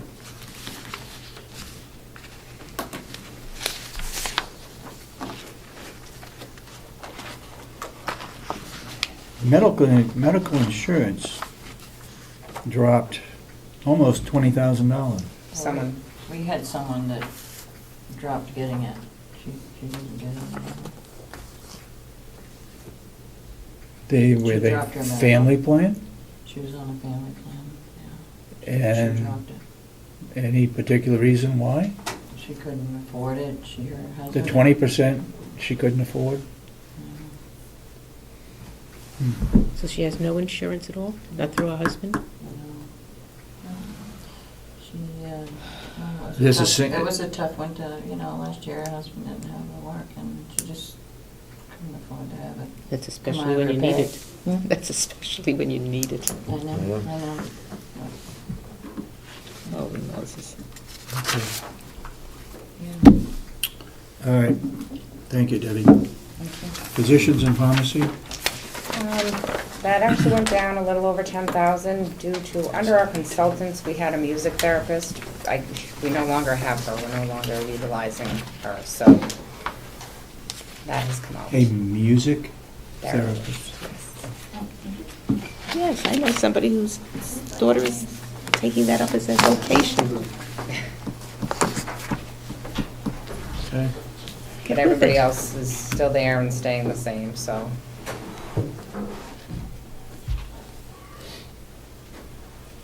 Consultants?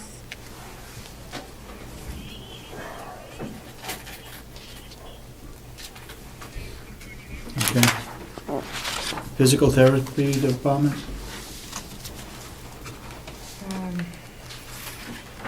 They went down also. We dropped the physical therapy skilled and physical therapy Part B, but those all pull from our revenues, so once we budgeted our revenues, my expenses would go under and we're down a little on the revenues for therapies. Yeah, I saw that. We're hoping they don't go down anymore due to, they have new therapy caps, which is something they're working on. Oh, is that why? Yes, it just started October 1st, actually, and they have to turn in paperwork they get 20 days of visits, and then they have to turn in more paperwork, and it either gets approved or denied. So we're hoping that, which they didn't have to do that before, to medicate themselves, so. Oh, I get it. Oh, that's the new policy here. But other than that, there was no other increases except for their raises. So it's down a 25. little more than 25,000. 25,000. Yep. All right, recreational therapy. Overtime, only in 2010 did we spend over $1,000. I try not to use it. What's that? I try not to use it. Well, that's good. Occasionally, And- I might have a little crisis but a lot of my employees are only 32 hours, so if I need someone to pick up a shift, it doesn't put me into that overtime, which is nice. How many employees do you have? I have 10, but I have 3 And 24 hours. how many of them are on 32 hours? They don't get benefits on 32 hours? Well, I have 3 that are under 32 hours. No, 4. 4. Most of them are at 32 or 35. I only have 1 at 40, and then myself at 40.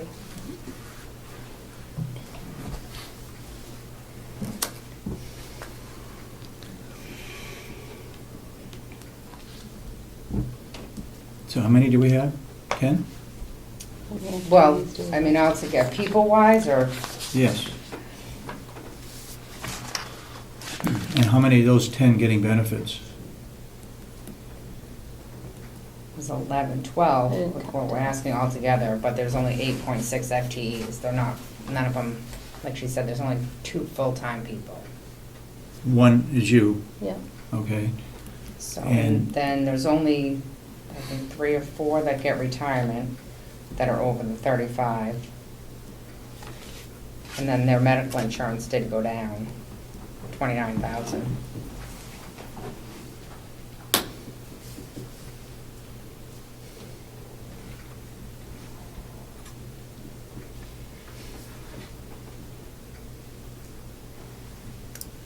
So, again, how many in the department?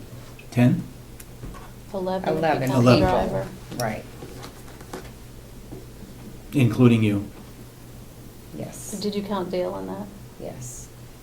So one of those is the driver, the bus driver. So That's a 10. separate item. Yes. So you got 10. Okay.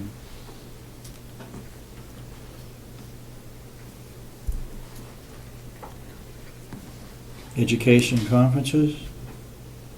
It's been a bad year for education and conferences. Bad year, meaning you haven't I had many? haven't seen as many come across my desk. There's one annual one that they didn't put anything in it this year. The New Hampshire Healthcare Association put nothing in it for rec, and that's one that I typically send 3 staff to. And it's been a year of first. It's been a little harder to send someone out of the building when everything we've done this year, it's the first time, and we're Mhm. adjusting and figuring out the logistics. It's just been, and it's harder to cover. I can't function with somebody off at a conference because I can't cover them like I could in the old building, because I'd be leaving a whole mountain without any coverage. So it's a challenge. I am going to, before the year's over, I'm going to have 2 of my employees do an online education thing that is $600 a piece. It's something I'd like to run all my staff through. It's a really good comprehensive, it's actually part 1 of like the activity director's training. I'd really like to run them all through. Eventually, I have 2 that I'm going to run through this year since I have the funds to do it. I've had 1 employee do it already. Your employees, there are none on night shifts, right? Strictly during the day? No, we're there until 7:30. From what time to what time? Are they overlapped? From 8 until 7:30, except on weekends, we're only there till 4.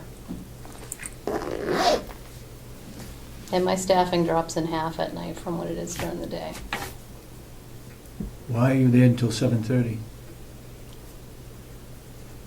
One, it's, the surveyors would have an issue if I never had any evening activities. Actually, they commented this year that they didn't feel I had enough. They didn't cite us on it, but they felt it might be an area that was lacking. It's hard for 2 people to cover an entire building at night, but, you know, yes, there are a lot of residents that go to bed early, but particularly downstairs with the dementia residents, they need somebody to keep them engaged. It's a benefit. How are you doing in getting them out of the facility? On trips, Trips? we go twice a week. Twice a week? Yep, usually I do 1 floor and then the other floor, because the populations are so different. How were they selected? Rotating basis. Most of the outings, particularly for upstairs, are decided by the residents. We've added in a lot more joy rides this year. We do those pretty consistently so that we can get more lower functioning residents out. Joy rides, just going around and looking. Particularly for the dementia residents, just to get out and ride. I think we do a good job ensuring that any resident that is appropriate and wants to go out is going out.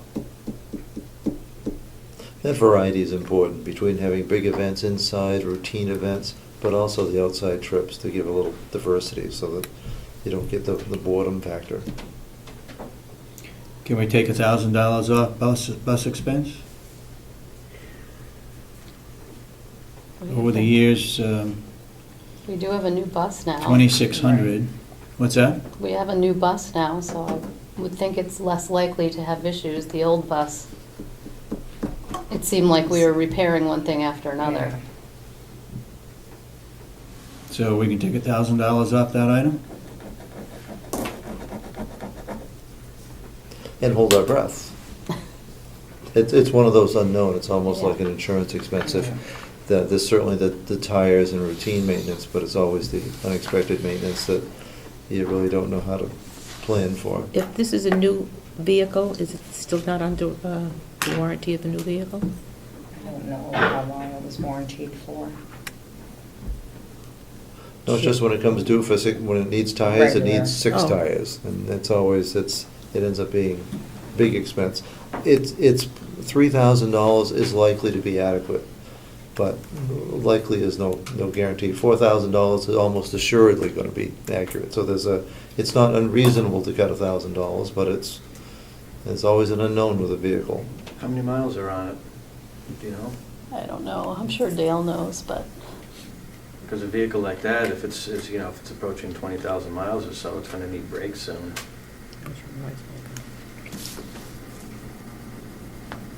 You're all set with entertainment? I think 5,500? pretty much when I calculate out what I have booked till the end of the year, I'm pretty much using it all, yeah. And the entertainment consists of? I try to have 2 entertainers roughly come in each month and do something.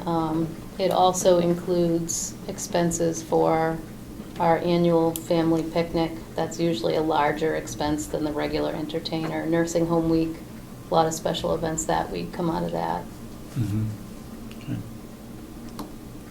You know, so if I need stuff for a special event or party, that would come out of that as well.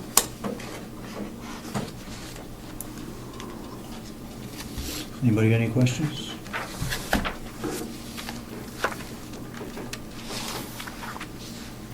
So you're down roughly a little over $2,000 from last year's.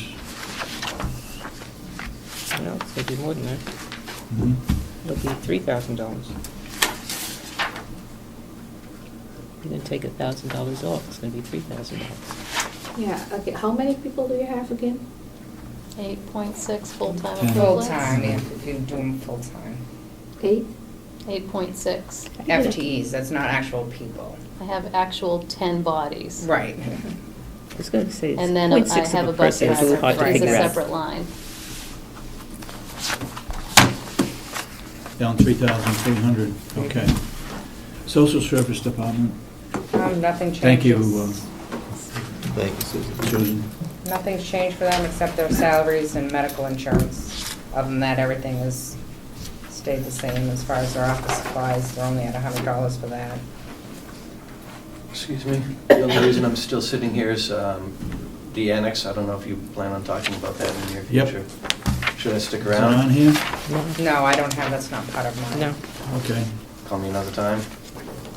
No, we need to talk about it now because We don't have any this is the paperwork. end. But we don't have any paperwork. No, I know it, but you got something you want to talk about, we got in the annex, let's hear it now. so No, that- I just want to be here in case you want to talk about it. Well, and there's have any only, questions. you got a copy of the You don't budget? have paperwork. No, there's no paperwork on it yet. You got the full budget though, right? What was spent last year? No, I don't have it with me. Last year? Well, essentially, the budget that you had for the annex last year was adequate. The only big expense we had was we had the propane regulator fail, and that was almost $3,000, but we had $5,000 in the maintenance line.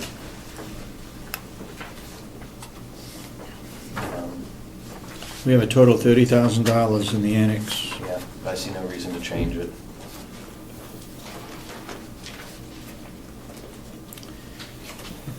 Do you know why there was nothing charged for fuel for the annex? No, that's You want to check on that downstairs to see why? may not have been calculated. I can ask. Because I'm sure they'll get a fuel charge at some point. a certain amount of the pellets, if it's for heat, Mhm. would be charged to that. Yeah, that's just it's a mathematical formula that, it's just gonna be math. Yeah, if you charge. Do you- Again, that propane is not metered. Right, but there shouldn't be any propane in the annex building, it should be Yes, all it- pellets. No, he's just said, didn't you just say No, that domestic hot laundry? water. Hot water. I thought that came out of But that laundry. It does. That comes out of the laundry Comes- budget. it comes They out get of charged laundry. for propane in There laundry. you go, there's your answer. So, Oh, it's gonna end up where, what you're saying is that you take some of the cost of the pellets from the new home, and, no, I can't do that. no, that's, There's BTU meters on the pellet heating system. It Yeah. tells me how many BTUs get sent to the Oh, Mountain View community, So and it's we gonna can't tell me do how it. many BTUs get sent to the old nursing home. you could Okay. do it. But because it's brand new, I don't have any history Okay, to okay. project. Yep, Ask me in a year, and I'll be able to tell you something. okay. Yeah, that makes sense. Okay, so right now, it's costing us $30,000 for care of grounds, fuel, electric, for maintenance department, laundry. Electric comes out of the laundry building, out of the laundry department, electric? Yeah, whatever.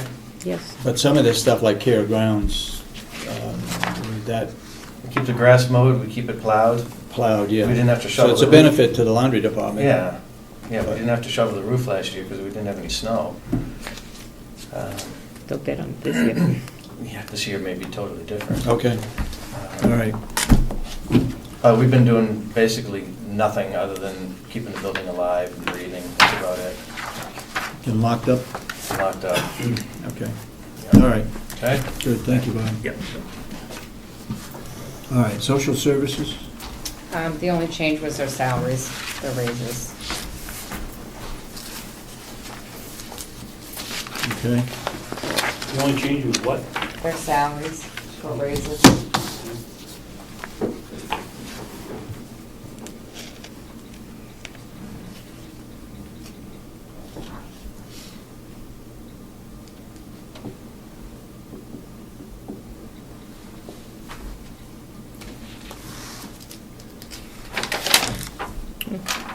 Special service department?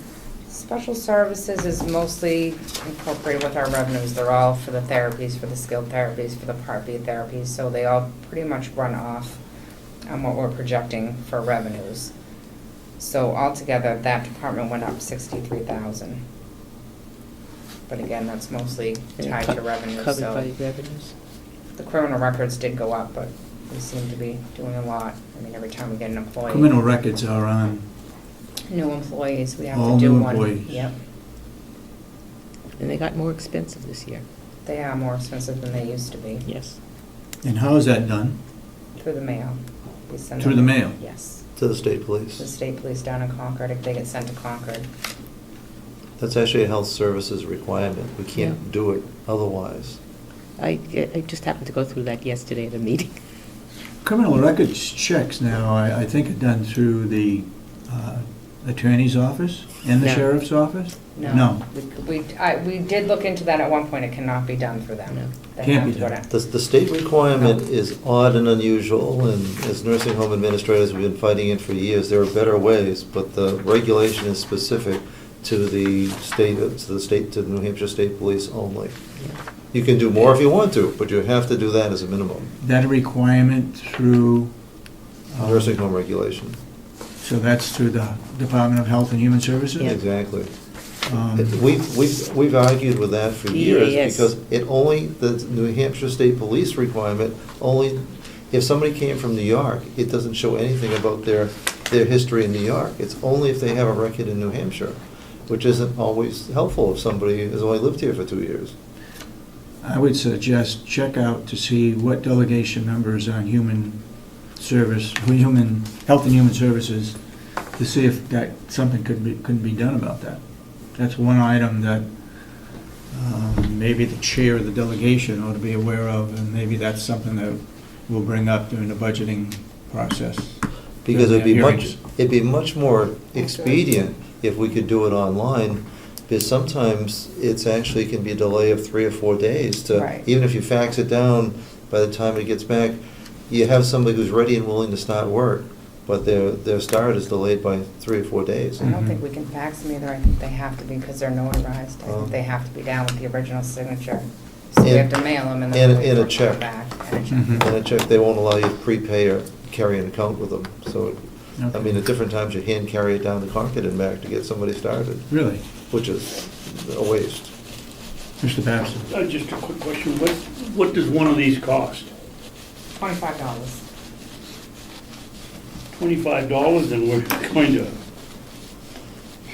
spend $3,000 on them? Roughly annualized, we're up to a little over 2,600, so we do, I mean, every time somebody comes and goes, we have to do. If there's a Every time we changeover hire at the nursing somebody. home, have how many employees, 150? Roughly, and then you have to do them on per diems also, so, I mean, it's not just full-time employees, it's for anybody. Even volunteers, we have to do them on, so. Volunteers we have to on. It's a little bit cheaper for volunteers, but But they we still have have to to be do done. Yep. So you're figuring it out, how many employees? Well, that's well over 100 employees a year that we have to get it done.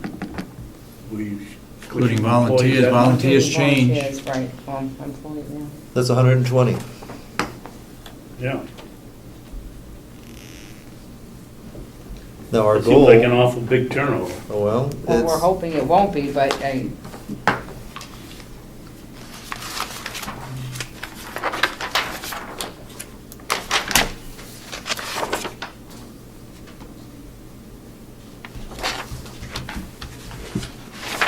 Okay, so the bottom line for the total, unless we want to talk any more about special services? That shows up under the revenue then, right? right, so, All right, let's look at revenue then. okay. I did revenue based on how we had given figures for new rates for the nursing home. I don't know if that's anything that was agreed upon. No, it hasn't been Okay. discussed yet. That's And this what- is based on, This what's is the rate based- now, 275? 275, this is based on 283 a day, and then also he was asking. 283, now that, there's a waiting period, right, to change that? Is that 2 months? This will be January 1st. I have to have the letters out by December 1st. I have to give them 30 30 days. Okay. So he was asking for 283 for everybody that's there. Any new admissions as of January 1st, he was asking for a rate increase of to 325 per day. 325? Yes. Why the difference in new people versus those that are there? well, and here again, it's a matter of policy. It's more policy than it is finance. Jumping people from 275 to 325 would be harsh. It would feel exploitive to people who are there. Yet somebody who's knocking on the door for the first time can decide whether it's a relative value to them or not. And quite frankly, it still remains a tremendous value because I believe, well, in fact, at Wolfboro Bay, it's $312 for a semi-private room. And if you go to Conway at Mineral Springs, I think it's $385. for private. 385? Well, rather than guess, let me.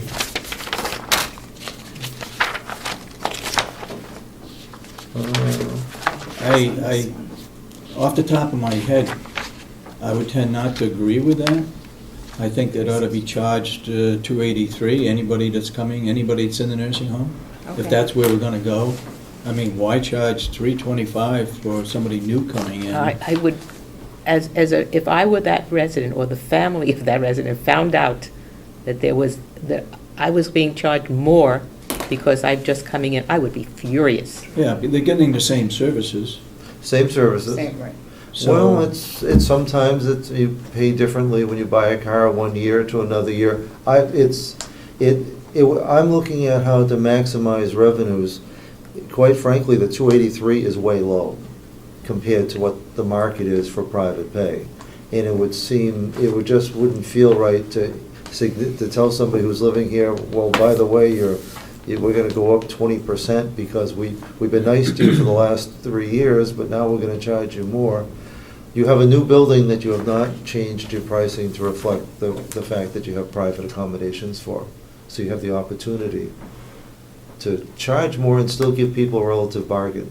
Just keep in mind that every time you increase the cost on private pay, that will probably make it far less time that they will be able to pay out of pocket. Correct.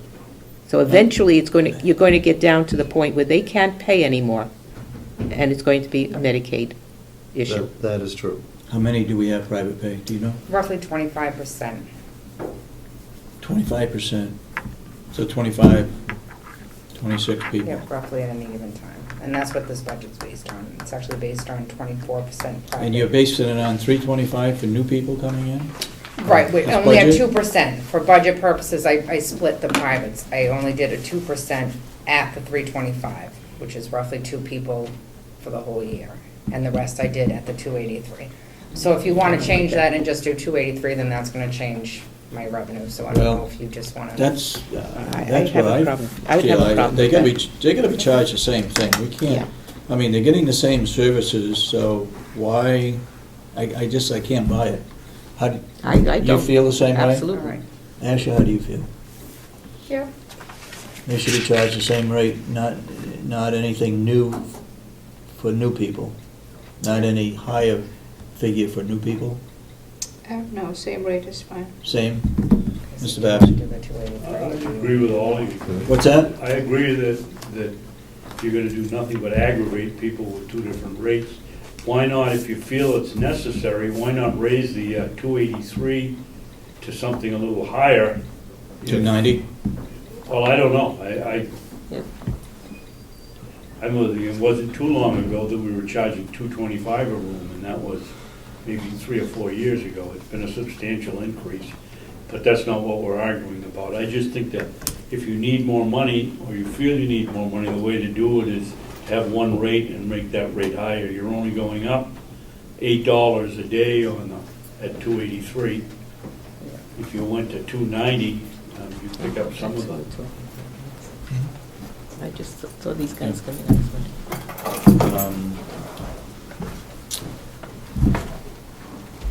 I think that the It's gradual simpler. rate increase over the year, or over the years, might be, that might be reasonable, but to have two different rates for two, for the same services, the same people, that basically, you're talking, I wouldn't go. And I think you could really do damage to the reputation of this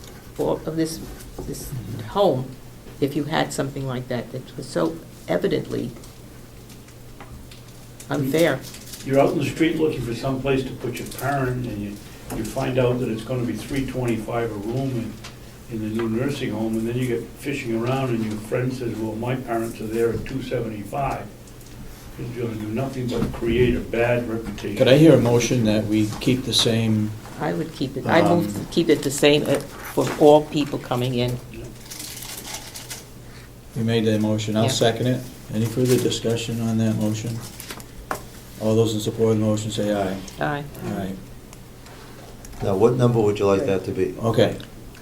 That motion passes then, it stays the same. Whatever that might be. Would, It's what, would the board entertain $290 a day, starting the 1st of January? is that a $7 increase a day? That's from 275 No, it's a to $5 increase. to 290. Oh, I'm sorry. $15. That's It's $15 $275 increase now. per Yes. day. Correct. $15 a day is, Now, Now, that still brings it up significantly less, at 290, it's significantly less than a double room at Wolfboro Bay or a double room at Mineral Springs. Mhm. So it's still a bargain. oh, So what unquestionably rate the not. Wolfboro Bay? Wolfboro Bay is $312 for semi-private, where we'd be at 290 for a private. Private. They don't have any private rooms there. And the other company was in that? The other Facility? is Mineral Springs, they have one private room, and they charge $363 a day for that. 360. $363, and that's actually at the low end from my experience for private. You could And I know that room. charge, I mean, theoretically, we could charge $375 a day. but if you look at Grafton County's nursing home, they're not up where we are. Check it out. And how much are they charging again, you know that? I don't believe they're not up there anywhere near this. Just because of the geographical location, apparently. And all the nursing homes over there, they're in line with whatever nursing homes are there. Realizing that I believe 2 of those nursing homes went out of business, the private ones, about 2 years ago, because they couldn't make it on what they were charging.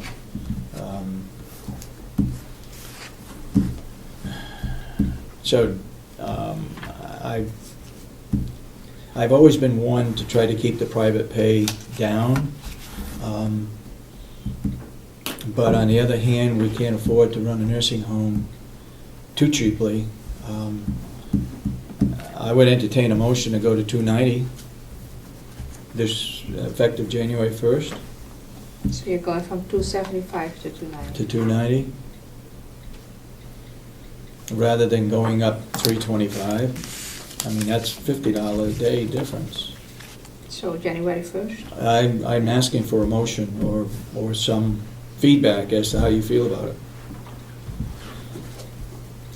Oh, just a From minute. 275 to It's 290. about $5,000 a year. It's what? About $5,000 a year. $5,000 a year? Give or take. Well, they're recommending 283, and they had recommended 325 for any new people. So- Okay, Because he I was think I can go comparing with the that. other places. What's that? He was comparing with the other places. True. So he wanted to bring it Yep. that level. Okay. You agree with Yeah, 290? yeah. How about you, Commissioner Kenny? You agree with 290? Yeah. Starting Yeah. 1st of January? Yes, that's okay. Okay. Somebody make a motion? Okay, I'll move to increase the cost of private pay to $290 per day. Per day. Second it? Second. Any further discussion? All those in support of the motion, say aye. Aye. Aye. And so voted. 290 a day, starting January 1. So you get Right. that out to make sure everybody gets it ahead of Right, time? and so what I'll do is I'll go back and redo these figures and just send you over new revenue sheets. There's really Yep. no point in discussing it right now. Yep. Okay. Are there any other major changes in the revenue, though? No, other than the adjustments for what we're actually doing for therapies. I mean, it did go up. It went up from 9.9 to 10.5, so now it'll just depend on Doing a lot the more changes. speech therapy, obviously. A lot more, yes, they got a new speech therapy that's in more, so the speech therapy went up. But we also get paid more for speech therapy than we do for the others. Increased census, And- keeping full is a Oh, yeah. big variable in terms of revenue all It's up around. there. That's, we're Income on track from- for staying full. Income from meals went up a great deal. That's all the money from the cafe Is that, has been going in there also. I see. So that's just annualized. We can do a breakdown of what's So actually, Rob said he didn't think it still wasn't covering all his costs. well, from what I can see, he's been making pretty decent money in the cafe. Where are the meals? Point of order, Mr. Chairman? Yes. Second page. Ask Paula, like, ask Paula, where's that going? I couldn't hear what you That's said. another. Income Second from page. meals, that's, mostly that's jail 051. revenue from their meals, but Okay. that's also where the revenue's going from the cafe. Is Why that- wouldn't we want to put a line item in for revenue from the cafe? What other income do we get from meals? That's it, it's just the cafe and the jail and the farm now. Because all the guests go through the cafe, so it Yeah. comes in the cafe meals. I mean, we can add another line specifically for cafe. But, No one ever, are you saying that the jail gets the regular meal, correct? whatever Bob. Whatever makes that it, regular yes. meal is, they don't get the special cafe meal. Well, I'm sure they could purchase it just like we can, if they choose to. But we charge, when the jail sends over their sheets, they're all tallied up at the end of the month. So whatever the inmates or officers that got meals, just regular meals, that's where Regular we get meal. income from that. They get charged so much per meal. Okay. And then they can always, like I said, buy at the cafe if they want. Why did the revenue from pharmacies go down? $14,000? That's just what we've used. We're not gonna roughly use as much as we did before for Oh, skilled, just- so. I mean, it's, you never know what resident you're gonna get in, what meds they need, but So you are recording the cafe separately than the other meals? yes. So it could be added, another line item added? Yes, we in can, there. yep.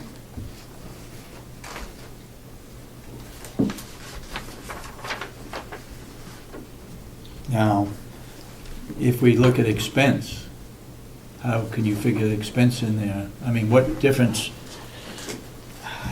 what good is it going to do to know what we're making in the cafe when we don't know what the expenses are? Because it's all bundled That's in not with the kept- other expenses. I mean, I don't know if Rob keeps anything That's not separate, a- I don't. The expenses are not separated out, right? Right, that's what I mean, I don't know if Rob keeps anything for his own Mhm. to separate them out, but yeah, as far as line items and his expenses, they're all bundled together too. I'll get to you. I think, you want to talk with Rob, I think $2 plus tax is too cheap for a sub. Sandwich, it is a good deal. It's too good a deal, I think. I think there's a place where meal income could be increased I think it's just too inexpensive. Especially- Where else can you go to get Especially what he a offers. sub for $2? I mean, they're probably $4 or $5. Subway. Hmm? What's that? You were asking where you get a sub for $2. Subway, yeah, sometimes specials for $2. Subway has a $2? $2.50 specials, yes.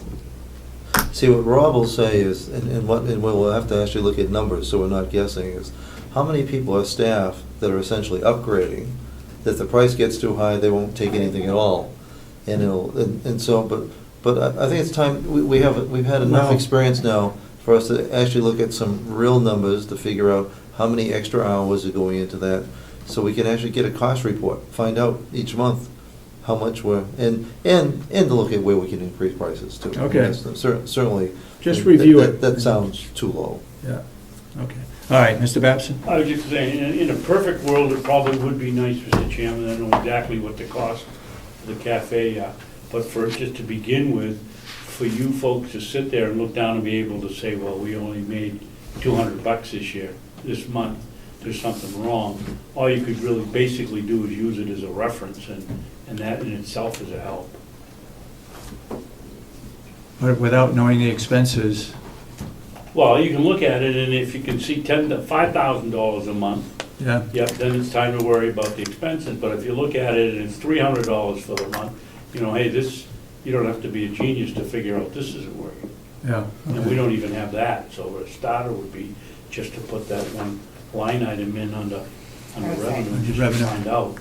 Okay, we can do that, make sure it gets done, but I'll talk with Kathy. Underline it. Okay.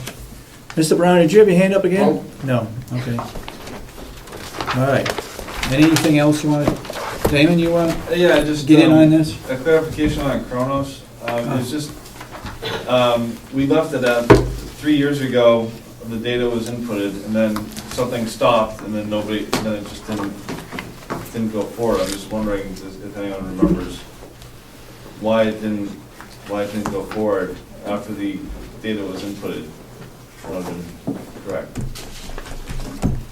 I don't know if we know that. Should have been done. I know that Robin Reed was responsible for it. She left. That dropped the ball some. There may have been a lag of our administrator in the financial section, who was more or less co-chairman or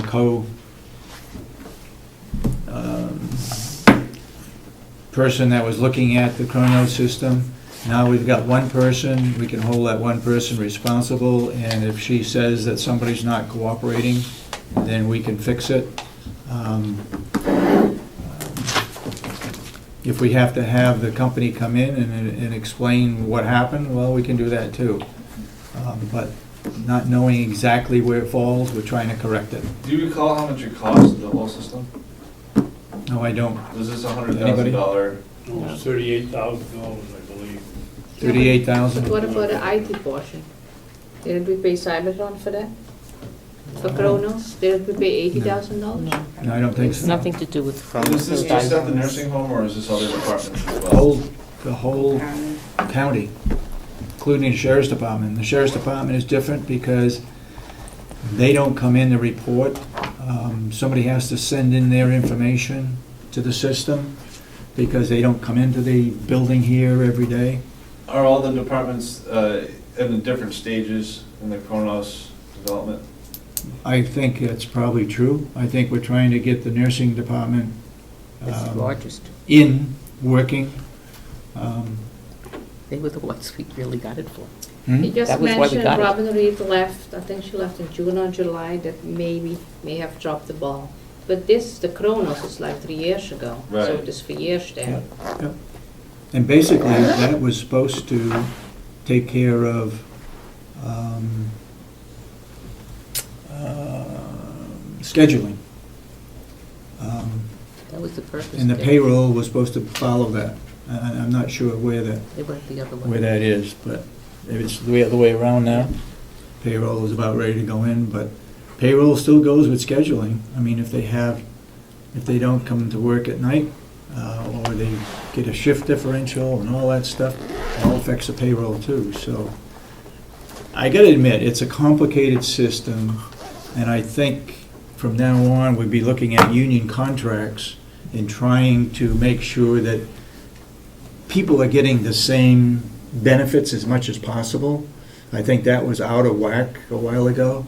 I think this new contract went in, I think we tried to bring it back more in line with everybody. Union contracts can screw up the whole system too. But anyway. Nothing has been done for years, so now this is gonna cost us money because we have to pay now for retraining. And I hear the points or something. Why? There are no more points left. It's like a point system. I- Janice looked into it and said there was nothing left anymore. I think the training, though, is my understanding, it's Retraining. in-house. They That wouldn't won't- be a cost. No retraining, she said it would be a cost because they have to be retrained again. Yeah, they have to get the training. And from- maybe they're going to retrain maybe only 3 people, so the cost is not too high. And I think if they retrain 3 people, maybe they can train the other people. That's the Then way, the cost would be less. that's the way it was set up initially. Right. Anyway, okay. Did I answer your question? I think so. Yes, Melissa? I had a question about Kronos as well. If you don't use software or systems for a while, 3 years is a while, does the software then become outdated?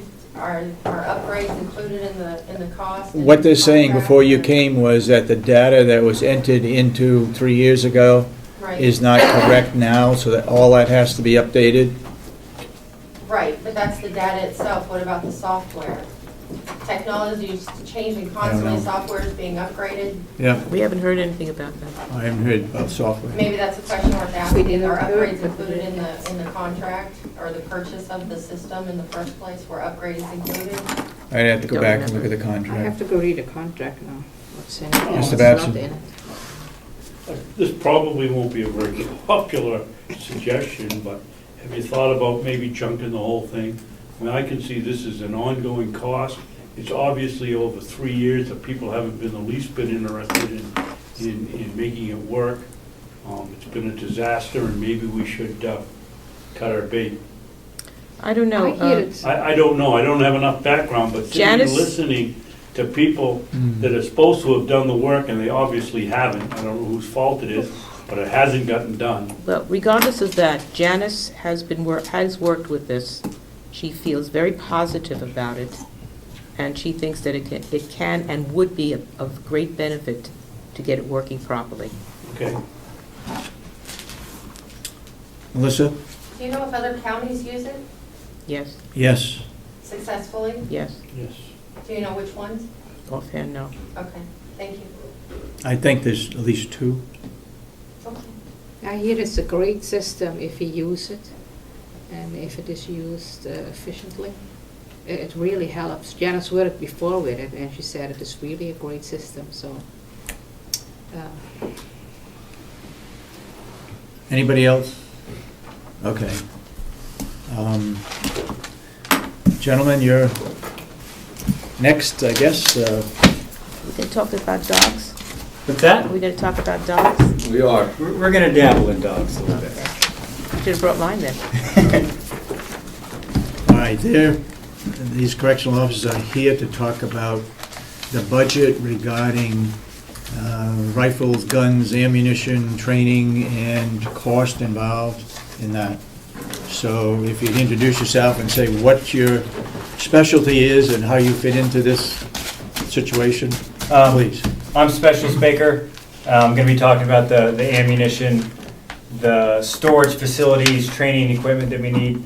Officer Morrison's going to be talking about the K-9 unit that we would like to implement at the jail.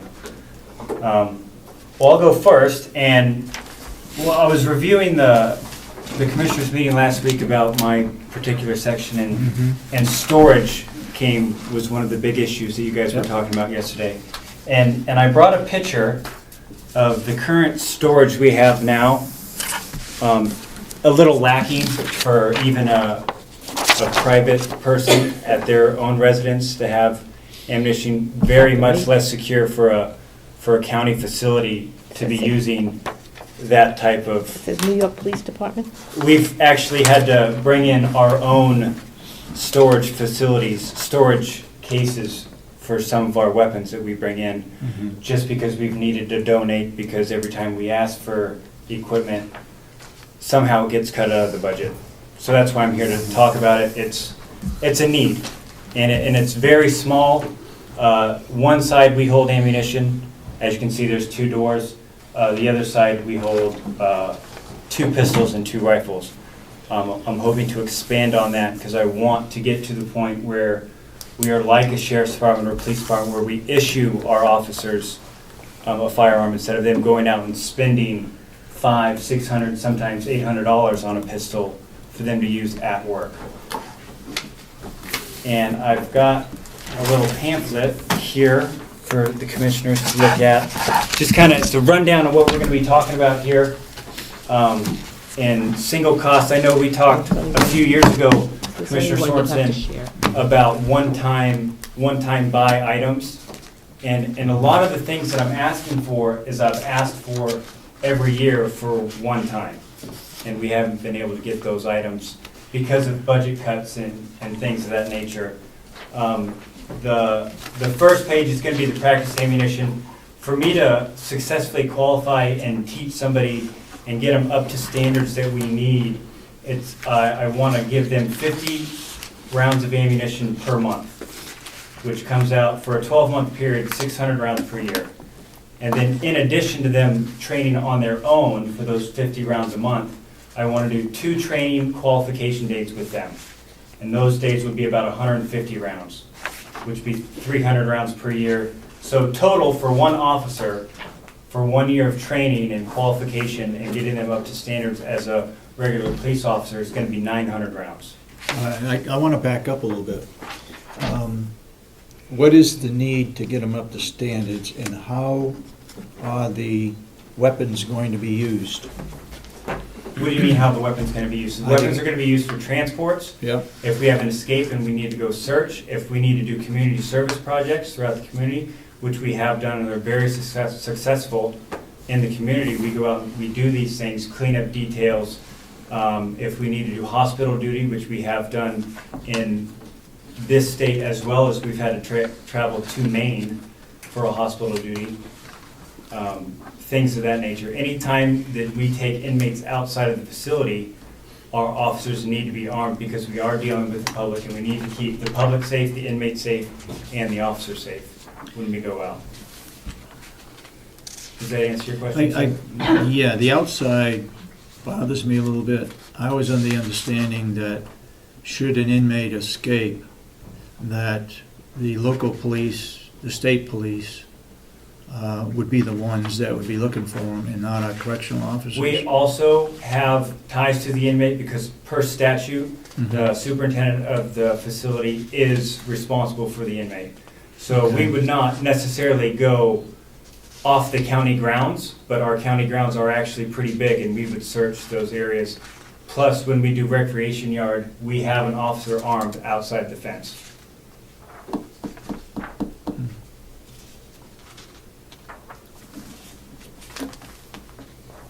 Does that further answer your question, sir? Yep. Excellent. Point of order, Mr. Chairman?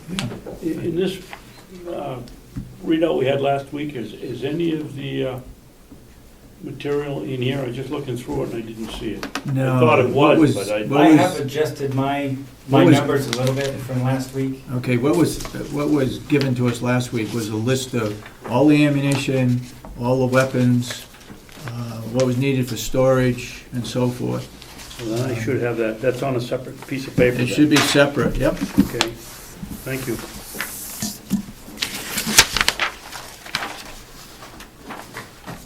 That's with the updated adjusted numbers from what I got from the superintendent last week. I've adjusted some.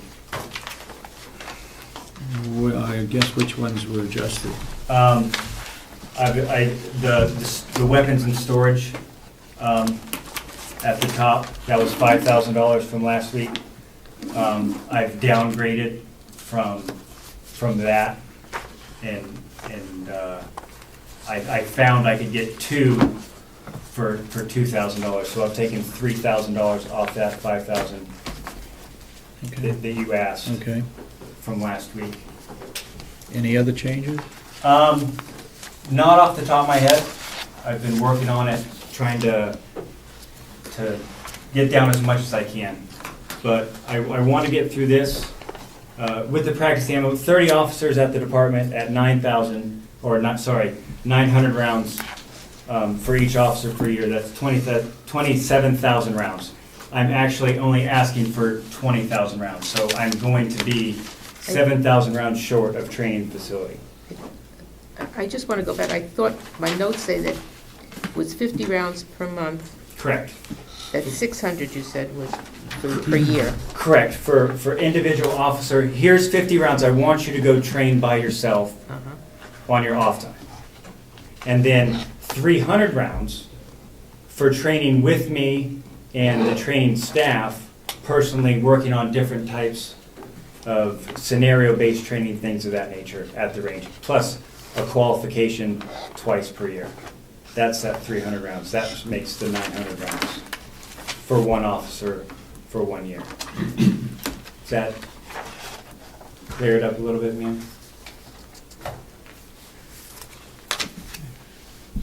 And with me shorting the 7,000 rounds I need to get everybody in the facility qualified, that's going to save the county $2,400. And then with the duty ammunition, we have 2 department weapons that get 50 rounds, new rounds each year. We expend the previous year and then issue that particular pistol 50 more rounds. I have 11 officers right now that have gone out and purchased their own weapon to use at the facility. They get issued 50 rounds of duty ammunition per year. That's 550 rounds. For officers, 100 rounds for the department, that's 650. I'm only asking for 500 rounds, so I'm actually going to be 150 rounds short of issuing officers. That 11 does not include the new officers that are going to be qualifying this upcoming year. If an officer is buying his own weapon Yeah, and uses it, brings it to the jail for use in the jail, correct. does he leave it there or does he take it home? He takes it home. It's his personal So it weapon. doesn't get- Just doesn't get like stored. just like a police department or a deputy is able to take their weapon home. Well, that's understandable. And- Just and having that- to do with storage is. Yes, and that's another storage facility, a storage area for officers when they come to work. They have a secure place inside the facility to store their weapon. That's another weapon storage Where do they store it presently? in their vehicles. Oh, is that locked? And a lot of officers don't bring their weapon to work, which puts a pressure on me because we have, as you can see in the picture, that the storage container above, that's where I put my weapon when I come into work. And all of the other officers don't bring theirs in because it has to be in their car because we don't have a place to put it. And that's what we're asking for. So those that have their private weapons, once you get a storage unit, they would be stored there? They would, during their duty day, when they come and report for work, Yeah. they would put their weapon in the storage just like a police department would come and put their weapon before they come into the facility in a secured location. We would have a secured location for these officers to place their personal weapon. Or like a representative at the House of, down in the legislature. So it doesn't fall on the ground? Correct. Something of that nature, yes. Yeah. Somewhere to place their weapon so it's secured in a secure place. Taser cartridges. With 30 officers, Taser requires each officer to shoot 2 Taser cartridges a year. That requires us, with 30 officers, 60 cartridges a year. I'm asking for 40, so I'm actually going to be, 10 officers are not going to be able to get properly certified, and they probably won't get certified. And that probably will be the higher end officers, superintendent, captain. Just a dumb question. Please. Who do you shoot this taser at? Or what do you shoot the taser The at? cartridges, I have a stuffed dummy, and it's just so the officers get a feel of actually being able to hit somebody with the darts. Okay, so- It's target practice. So you don't know how the reactions on the other side? I know exactly how it feels to get tased, ma'am. Oh, you do? I've been tased twice. Okay. for training purposes. But yes, they are hitting to some sort of a wall, or it's target practice, so they have the feel and they know how they react. how they would react to when the taser actually goes off. Right. So those people that, right now, officers have tasers available to them, There are tasers available, yes. but they haven't had any training. Yes, they have had They training. have had training. I'm asking for No, next sure. year's training. Every year, taser requires the officer to shoot 2 cartridges. Okay. Are they expensive? They are not cheap, sir. They're about between $45 and $70 a piece. And taser requires, if you don't shoot the cartridges, if you have to go, if there's a lawsuit or something, and you call taser to have them help you with whatever lawsuit it is, because taser is willing to do that, and they go, have you met our criteria for the training? The company, so you have to be Well, covered for that. Sorry, taser, no, we haven't. Then they wipe their hands and say, sorry, you're on your own. So it's for liability purposes. That makes sense. That's what taser requires, and we have to follow them because those are the tools that we're using. Shotgun ammunition, once again, 5 rounds of slug rounds per officer per year, 20 rounds of buckshot, 30 officers. I'm shorting myself again. The short, I'm actually good on slug rounds. I'm going to be about 250 rounds short for buckshot, including rifle rounds. We have officers that have purchased their own rifles for the facility, and I want to offer those officers the same training as anybody would deserve, and that goes, same thing, 50 rounds a month, 150 round training days with that.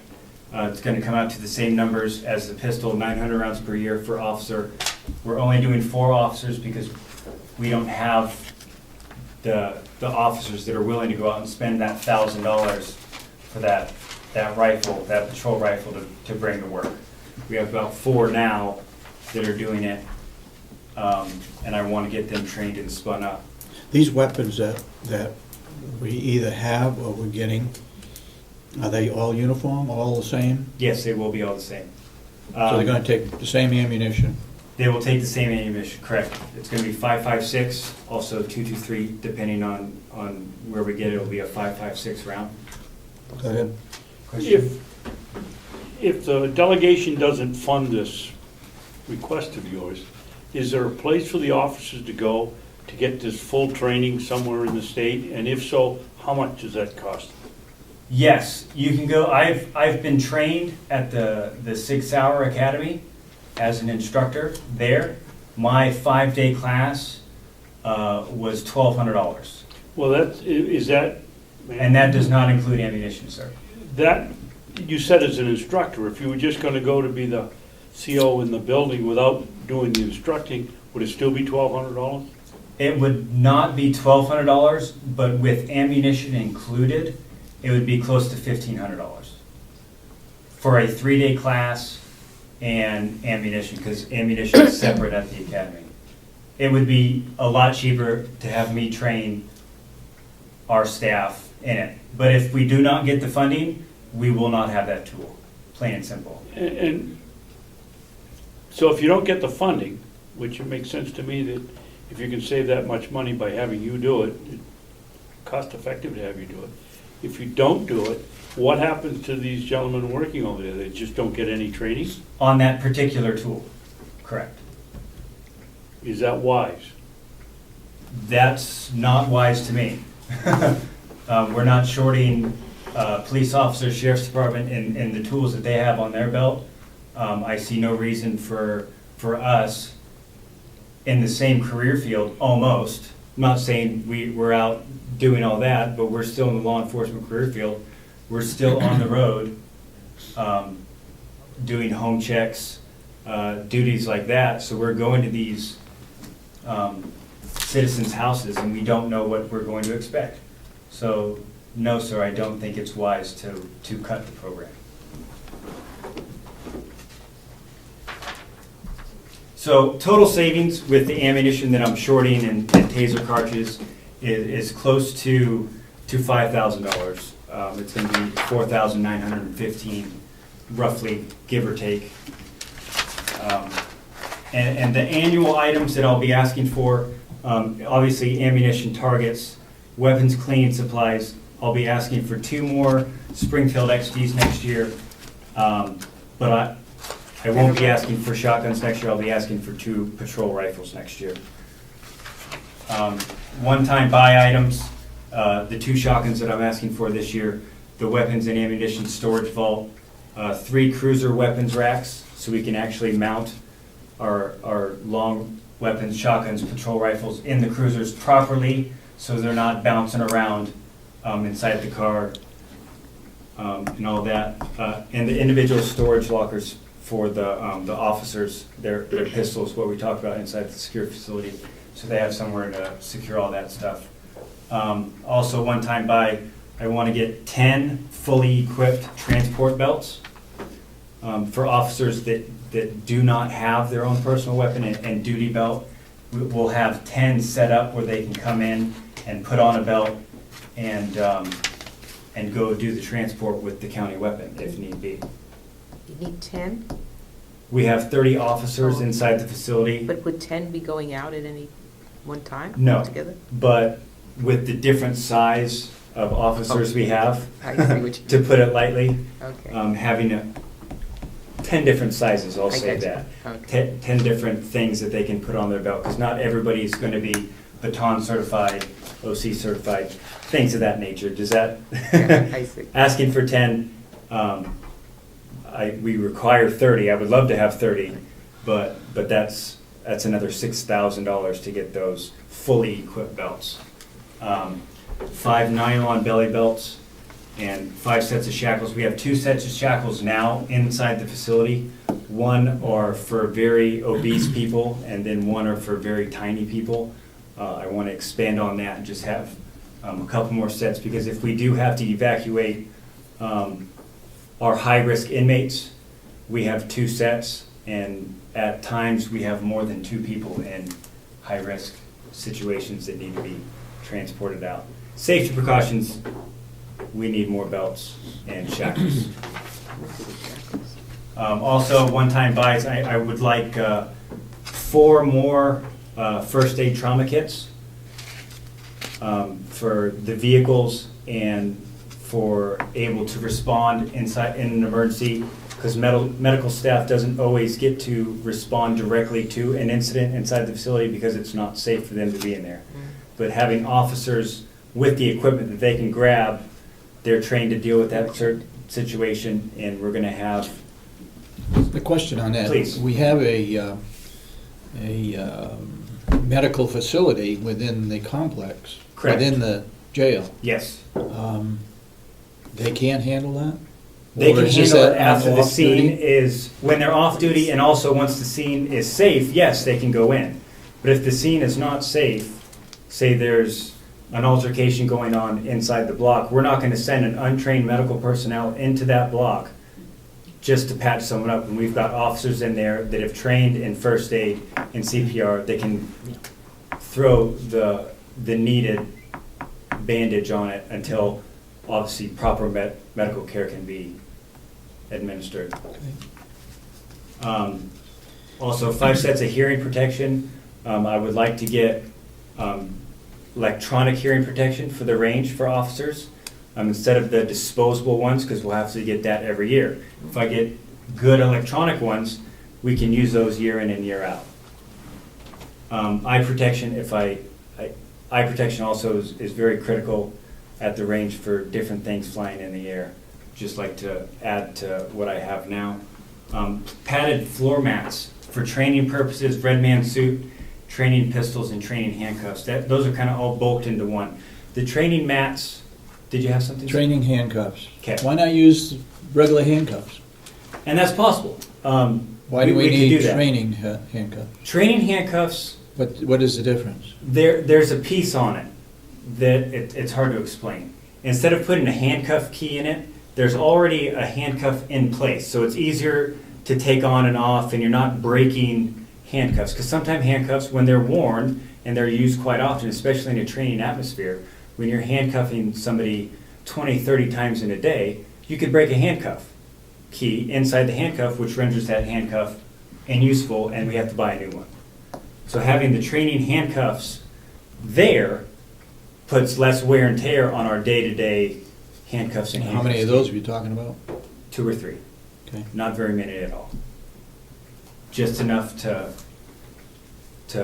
work for the time period. And the same is true for training pistols and tasers? 2 or 3, that's all I'm asking for. And we're talking about when we do scenario-based training, I'm not gonna have an officer pull a real gun on one of his fellow buddies in a training scenario. Okay. It's a red gun, everybody knows that it's plastic, it's not real. Okay, good point. So it kind of takes did he clear that out before he came into the training facility? Totally alleviates all that with it being red or blue, depending on what color we have. Did you have something, sir? Well, I just had a smart remark, wondering whether that red or blue indicated whether you were a Republican. That's funny, the same remark I just made to him. So total one-time cost is going to be $16,250, and with the minus of the 20 belts, it's a saving of $6,000. So total savings with ammunition that I'm going to be short, belts, it's going to be at $10,000 in savings, $11,000 that I'm not asking for, bare minimum. Yes, Mr. Benson. You mentioned your cleaning supplies for your guns. At what, is the county responsible for paying for the cleaning supplies for these individuals that have $500. their own firearms, or does that become their responsibility?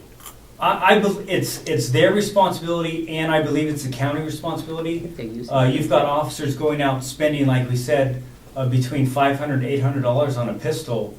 I believe it'd be kind of nice if the county would help them keep that pistol in service working order. I don't know if anybody has.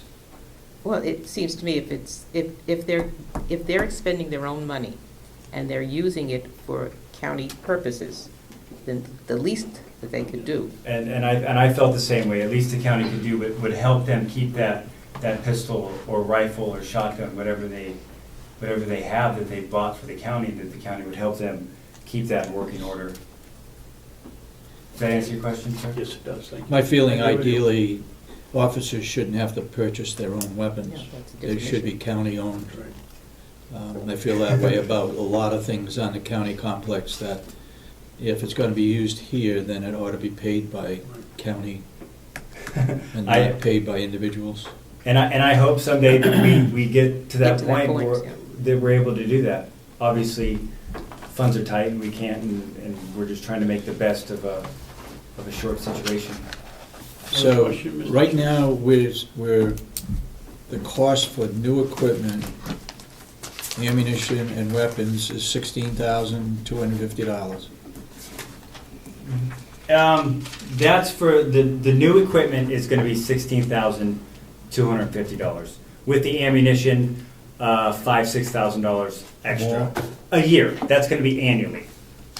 Because once I have all the This is a one-time cost. That's the one-time cost, correct, sir?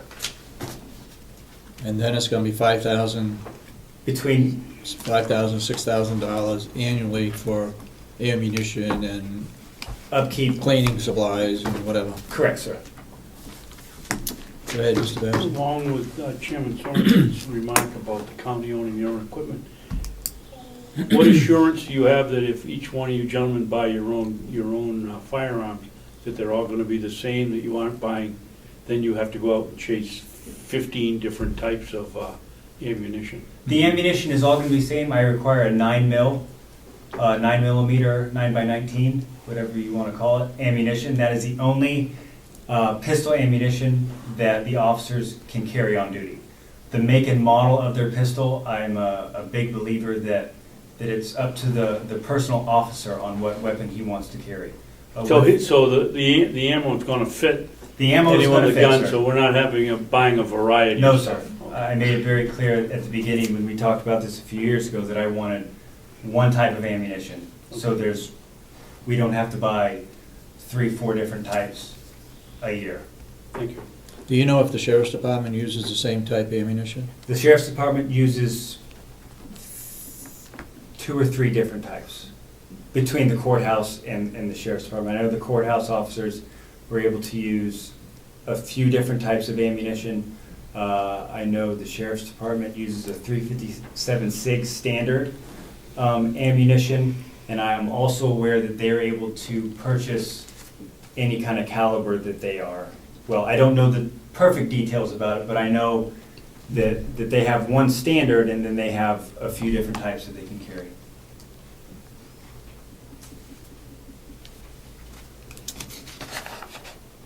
Okay. I believe if we're done with, So you got $16,250 one-time cost, plus about $5,000 in addition to make it somewhere around $21,000 in Correct. next year's budget for this project. This- Correct. Okay.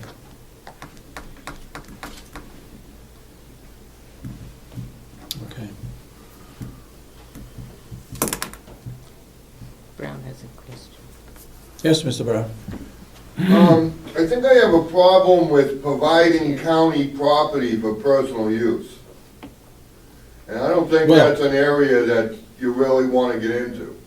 I don't think he said that he was providing county property for personal use, but Well, quite the other way in fact, around. Commissioner Solomon, it is county property where in fact the taxpayers are paying for it. What is county It's county property. Instead of rudely interrupting me, Commissioner, if you would allow me to finish. Go right ahead. Go ahead, Mr. Brown. What was stated was that we're going to give ammunition for personal use. No. I don't think that's something that really you should get into, because if one department can give county property for personal use, why couldn't any other department give away county property for personal use? Did you say that? no, Yes, he did. Excuse me, he said he was giving 50 rounds for personal use, training purposes, sir. but for personal use. Training purposes for the department. But you said that you're gonna give him 50 rounds For training purposes for the on his department. own time. Yes, because we don't have the staffing to pull people off and the funds to pull people off their days off, paying them more for coming in for overtime. Okay, so are you stating that those 50 rounds are gonna be used here on the complex? Or they're going to be given and taken off the complex to be used? They will be used at the sheriff's range in a training scenario on the officer's day off. But the officer will not be paid overtime for those. They'll be given 50 rounds of ammunition for training, but they will not be given any overtime for that training. Does that make sense, sir? Yeah. I think the personal use is that you said that some officers bring their own gun. Correct. ma'am. That is maybe, and I think the county should actually provide that. I think that the mix-up, sir, tell me if I'm correct, was it's on the officer's own time. Yeah. It's his time. They're Okay, not going to be maybe I was working. mistaken. It sounded like you were giving them No. 50 No, rounds sir. to take home with them. No. For training purposes, on their day off, they will have a training remedy that I will give them. That's what I thought. You need to go do this at the range. And they won't get overtime. They'll get 50 rounds instead of overtime pay. Yeah. Does that make sense, sir? Yep. Excellent, thank you. Thank you. You're welcome. Any further questions? Officer Morrison? Now, before we get into the dogs, what is the difference between the sheriff's department training officer and yourself? There should be no difference. I would love to train with the sheriff's department coherently as one solid unit.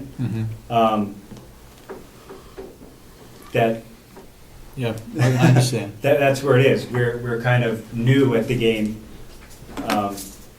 so a lot of people don't want to train with us. But we are trained just as well as they are. Okay. I have complete confidence in my officers and our staff and my training. Inventory, how much do you have? I didn't get a sheet, ammunition I or have something? 2,000 rounds now. Okay, In stock. With the budget clearing in April, correct? April 1st is when the budget Right. clears. It takes, once I make a order for ammunition, it takes 2 to 3 months for me to get that in. Really? It takes time. I have to Regulations. order it from Massachusetts, is where my ammunition dealer is. And it just takes time because they are dealing with law enforcement agencies across New England. So that 2,000 rounds has to last me from here to when I start recertifying people once the snow clears. When you purchase that, how many dollars you talking about when you purchase ammunition? One type of ammunition? One type of ammunition? Yeah. Well, for I mean, just, we talking about something over $5,000? What I'm getting to is, if it's over $5,000, it's gotta go out to bid. It can't come from just one dealer. that is the only dealer in New England that supplies that certain type of ammunition that I am requesting. Okay. Winchester ammunition is only sold by Jerk Brothers down in Massachusetts. Funny name. Yes, it is. I've done my research on it. That's the ammunition that the department has chosen, and that is the only dealer in New England. Okay. Mr. Babson? But I don't believe that was your point, is it, Mr. Chairman? If it's $5,000, there's nothing that says it has to come from Massachusetts. No, that's It true. has to go out for bid. Period. Law. Okay. I'm unaware. Yeah. And is that for, because I'm aware and I want to be educated, is that for that specific type of ammunition? Because the ammunition that I want, this is the regional. Well, if you put it out for bid, and that's the only company that can bid on it, you're going to end up with the same thing anyway. Okay. Or you can put it at less than $5,000 and you want to play games, you can make that the only item that goes out for Okay. bid. But you need to keep in mind that if you put it out twice, it still goes to $5,000. In other Okay. words, you can't put it out for $4,999 Right. and then do it again for $4,990. That's not correct. I'm glad you mentioned that because I haven't had an order that's going to be this, if it's approved, this big yet. It's all, Okay. it's all always been under, so I'll keep that in mind. Thank you. Okay. I don't know whether this would pass the delegation or not, but I'm wondering if certain portions of it could be, put a priority on it, for example, the storage of the weapons that you presently have and that the officers have, that at least the storage be approved, because it doesn't look like it's very good storage in the picture that you showed. Kind of need an upgrade. Yeah.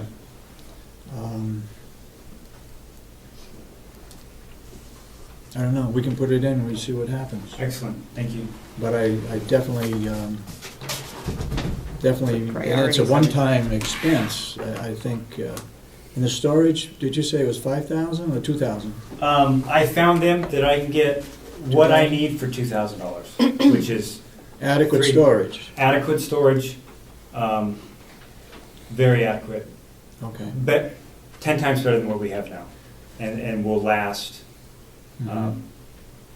for as many years as we need it to, until we get a bigger place to store, till our inventory grows. Okay. But I don't see that. We have room to grow with this Mhm. particular one for at least 5-10 years. I would say that you have given a very good presentation. Thank you, sir.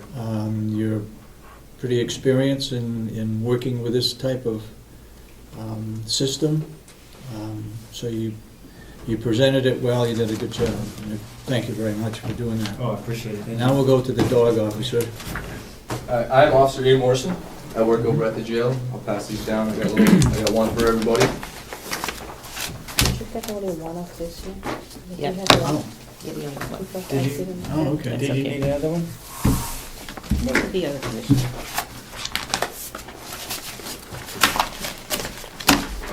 We'll start off. I have did my research. Some primary functions that we would use this canine for would be detection of illegal drugs and substances, whether that be in the cells, on the facility, around the grounds, the perimeter of the farm, stuff like that. Vehicles, whether it be staff or the public coming in for visits. If we have, say, somebody gave us information that somebody's trying to smuggle in drugs through visitation or through leave them in the facility for our night cleaners, and they're leaving them in vehicles or outside, I allow the dog to be able to find those substances. Lockers, anything like that upon request. We'd also have it be training and tracking. So if an escape would happen, or a walkaway, say the nursing home, Lakeview, something like that, the public needed our help. We could track the dog, use the dog to track the person that's missing. Escapes like we did have, if we had a dog on grounds for the majority of the week, we wouldn't have the problem where we have an escape, we have to call an outside agency, they have to get ready, dress up, come here, get briefed, and then start looking. We can boom, out the door and start tracking.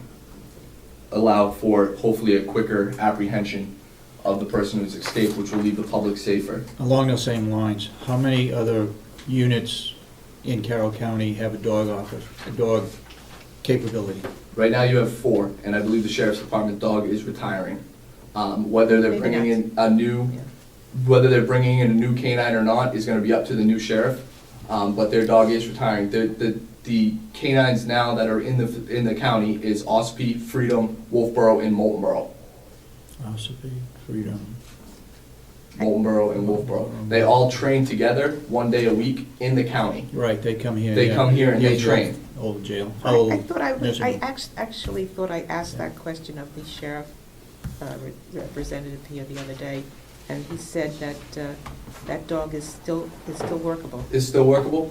Yeah, I've gotten mixed answers on that. I've heard that the dog is He's about to retire 11 years because old. she or he is, the canine is getting old. Yeah. And when that dog retires, whether they're bringing one in or not, it may still be working for this year. Whether next year it's still gonna be there, we're unsure.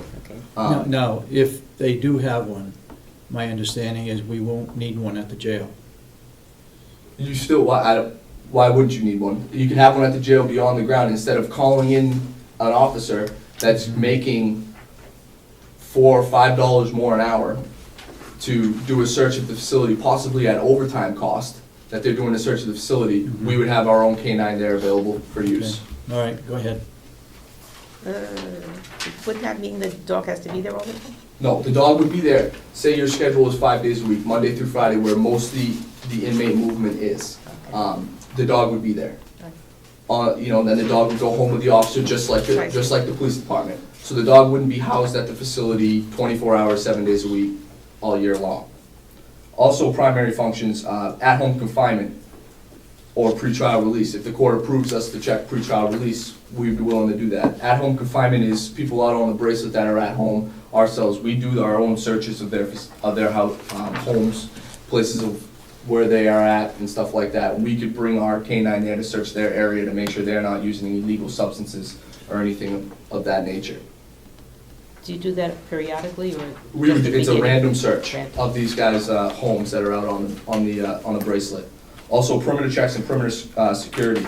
As of now, we have an armed officer outside the yard because for security reasons, when the inmates are outside in the yard, we can do a perimeter check 2, 3, 4, as many times of the day that you want to do to make sure no one's leaving any form of illegal narcotics or anything like that outside the facility. Also to help if we're outside for perimeter security when the inmates are in the yard, there's a dog there, someone jumps, the canine is able to go if we can't catch, and it's there for immediate response.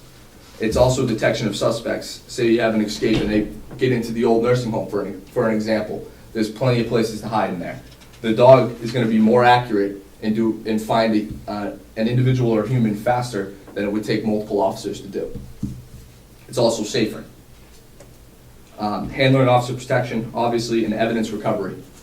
Somebody leaves a gun there's a plan for an escape, somebody leaves a firearm on county grounds for that individual escape facility and find that gun. We get information that firearm is left, this is just an example, that firearm is left on the facility for them to find, this dog would be able to search it out for evidence recovery. Your secondary functions, is community relations, basically. It's tracking lost and missing peoples.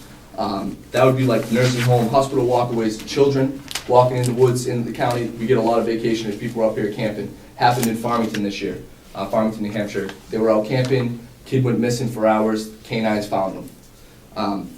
We would be able to work with the public, whether that be the other canine units, to help find this individual or individuals faster. So you're saying that the dog would be used off?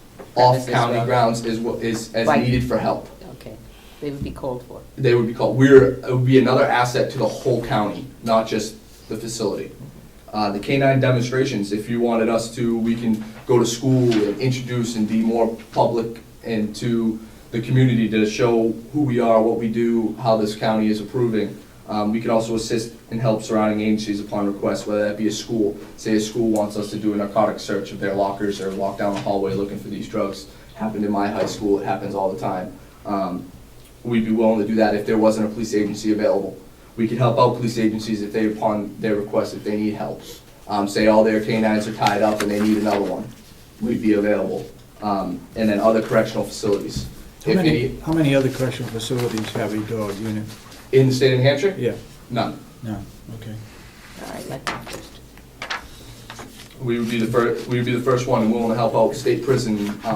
The problem with having a police agency call in is, like you said, you have to set up a time schedule. And whether that time is, I need a canine to search because I have narcotics in the facility that I know about, and I need a canine to search to find these narcotics. You have to call the police department and ask for them to be willing to do it, and if they are, then you have to set up a time. This could be weeks in advance. When we have that information then and thereabout, we can stop it before an inmate tries to overdose or possibly kill themselves on a medication or on a drug. Does it work with bath salts? It probably could. They work with, they have dogs that sniff out cell phones. So, the canine unit cost, this is gonna be part of your one-time cost, is obviously the canine. Ospey PD bought their canine through a breeding, Von Boarding Kennels in Weld, Maine. That's where they picked up their working canine. They have a canine now for sale for $6,000. So that includes the training? No, that includes the dog. These dogs are trained, these canines are trained to do amazing things. The dog that they have now is for $6,000. We'd have to have a kennel on the facility, whether that be in a room or on the outside, like in one of our fenced-in areas. The kennel I found would be for $1,000. It's just, chain like that we could add on the hide. Crate and mat, that crate and mat, it says meat. Oh, my bad. That crate and mat. I don't know whether you're getting a friend for it. The crate and mat would be for the officer at home, so he can crate his dog. And then a muzzle. The muzzle would be for training purposes or for safety if the dog needs to have a muzzle. Also one-time cost is a bite suit for training. This is a suit that you would wear, so when you train, the dog would actually be able to bite you and it would not hurt you. A bite sleeve is also used for training, but it's just the sleeve, so you don't have to be, a bite suit would be for more, you could do scenario-based training, you're running out of a room or running down a hallway, the dog can attack you. A bite sleeve is just a practice on grip and hold of the canine. Leads, also known as leashes. You need different lengths for different things, tracking, whether you're walking down the road or whatnot. Collars, they're a little expensive because they got handles on them so you can hold your dog for, control purposes, and harnesses. Yet, the harnesses is the full body harness that we use for tracking. Those are your one-time costs, and those one-time costs is gonna be up to $10,000. That's what I've found it for. One-time cost. Your annual cost. This is your nutrition, your dog food. The canine food is going to be about $1,500 a year. Rewards, tugs, and toys. These are how you reward the canine for doing a good job. It's not like you're giving them a treat like you would a personal pet. These dogs have a favorite toy that they tear apart and they love, and this is how you reward them for doing a good job. Your certification and your membership would be $400. That $400 includes your annual certification through United States Police Canine Association and your membership for there. I'm just looking at your nutrition number. Yes. Seems a little bit high. That's good. Yeah. I'm just thinking about my dog. We don't. These are 70, 80, 100-pound dogs. And these dogs. Mine's a 90-pound dog. Is it? Yeah. And these dogs eat, 3 cups a day. They're very active. Oh, And that's the a cup, difference. yeah, a cup in the morning, a cup and a half in the morning, a cup and a half in the afternoon. They're very active dogs because they're always working, always running around.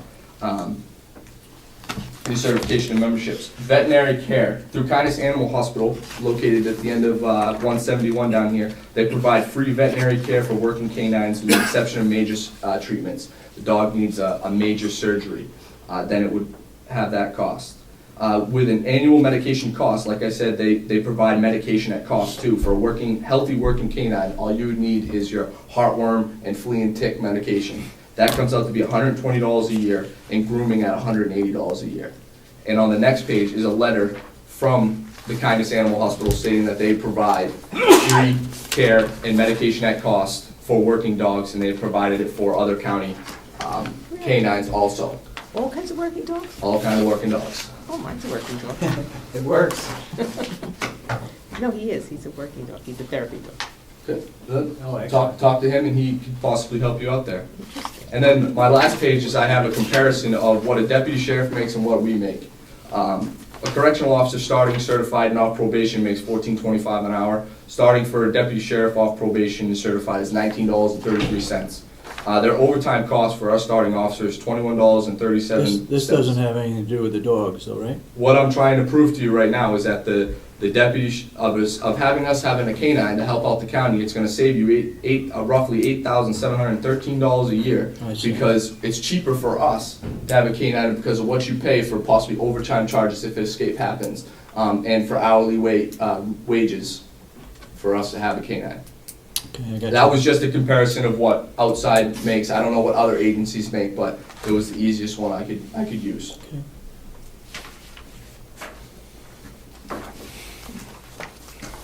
Okay, thank you very much for your presentation. Any questions? Any questions from the public? Damon? I've got a bunch. What's the bottom line start up on the dog? Bottom line, Yeah.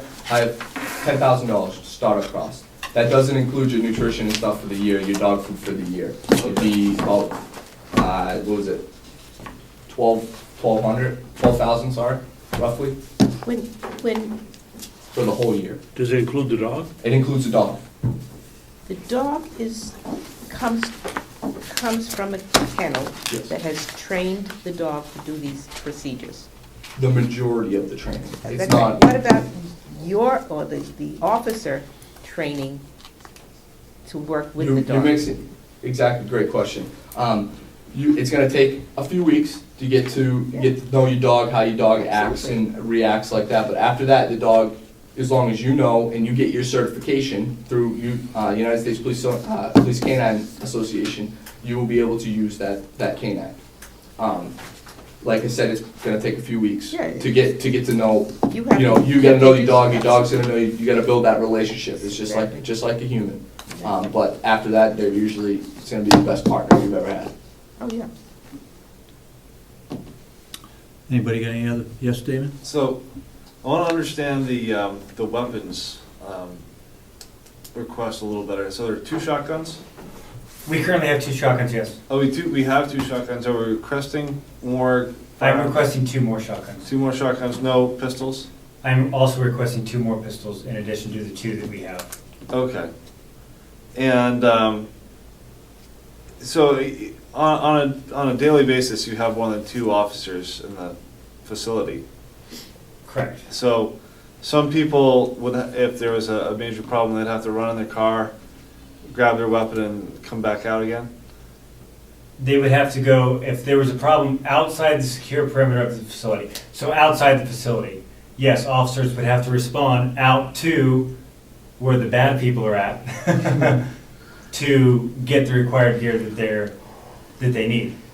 Other than a few of us that have a place that work every day, that carry their weapon every day, my weapon stays inside the secured perimeter. If there's Well, not secured, but if there's a riot or a big melee inside the facility, we will not be bringing firearms into that day room unless it's authorized by the superintendent. okay. That could be what the canine could be used for. I guess Crowd control. what I'm getting at is, do you guys feel protected on a daily basis? Do you have what you need to just if there's a, Inside the secured perimeter of the facility, yes, I feel very protected with the staff members and the training that we have. Outside, where the unknowns are just like any police officer, of course, there are doubts what's going to happen, what's there gonna be. and nobody's being sent without a weapon outside, right? No, sir. Okay. Everybody who leaves with an inmate outside the secure facility on a transport, wherever it may be, to a home check is armed. Is this new? Like, I'm trying to get at, like, what's new and what's different? We've been doing this for a few years now. Oh, okay. It's relatively new, I'll say that. We're getting what we need on a year-by-year basis. And so the bulk of this is the ammunition, is the training on? Correct, sir. Okay, Getting people trained properly, okay. getting them the training they need. And then there's miscellaneous things like belts Correct. and tasers. Now, does everybody get a taser when they're on the inside? Not everybody will have a taser when they're on the inside, but some will. Yes, there are some of us, myself and another sergeant, when we're on shift during our duty day, Monday through Friday, we do carry a taser. The rest of the staff, the shift work staff that don't have special duties like myself and the other sergeant do not carry a taser. There is one available for them if they need to in an emergency situation, but do not on a day-to-day basis carry a taser. It sounds like, when you say we're being shorted, we're shorting this to save money, I'm just wondering if that leaves an officer to sort of defenseless or. The officer is not going to be defenseless because they are going to have other tools that they can use. Okay. But in the aspect of being trained properly or even trained at all with a pistol, it's not going to happen because there's not enough ammunition. They just won't be able to do that duty. Does that make sense? And for rifles, it's more or less the same deal as the pistol. Some have them, some don't. Correct. Some will be certified to carry them, some will not be certified, and that rifle will never be put in that officer's hands. Okay. I think that makes it. Just like the pistols, if you don't get trained on it, you don't touch it. And do you think the rifle would be used if there's a guy running across the field to escape? You just kind of pick him off like a thing? Is that how it would, or is there a different? That be? Is that a possibility? I'm not going to say it's not a possibility, but if that person is causing physical bodily harm or death to other people, and the officer with that rifle can reasonably believe that causing that action, taking that shot, is the only way to stop that person from committing that act, yes. Okay, I see. Okay, Mr. Batson? No, thank We you. gotta move on here. Question was but- answered. What's that? My question was answered. Your question was answered, okay.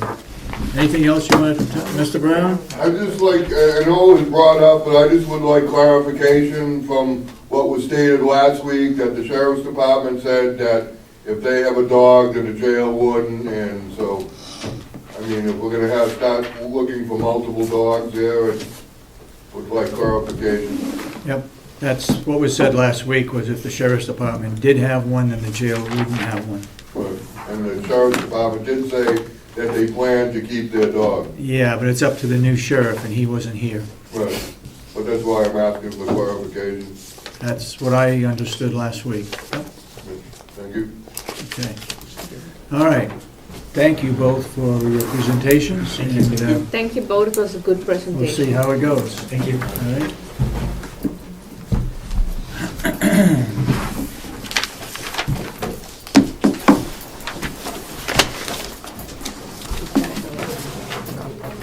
Yep.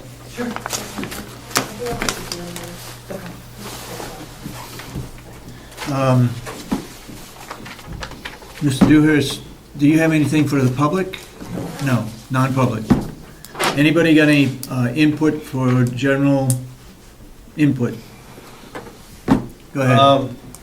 I was doing a little research on my iPad while we were talking here, and we talked about all the different attorneys involved in the grievances, but Liz Bailey, is she the overall counsel for the? She's the one that was the overall counsel, correct, for us, for the board. For the grievances in general and just sort of miscellaneous work. She's the lawyer that you call when you need a lawyer. It's an opinion on something. Yeah. So if I. Well, that's not to leave out our county attorney. No, but I mean, he does prosecution and he does, court stuff, but when the county needs a legal opinion beyond what Tom does, you call Liz, she's like your general counsel. That's who we have used in the past. Okay, I mean, is that an accurate term, general counsel, for your, I think legal counsel. yeah? Okay, anybody else? Melissa? I had just a couple of things.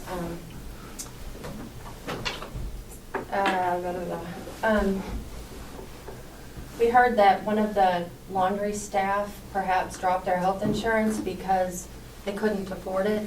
And I heard the figure 20%. So our employees, no matter how much they make, they're required to pay 20% of the health insurance cost? Yeah, the plan isn't based on what they make. Okay.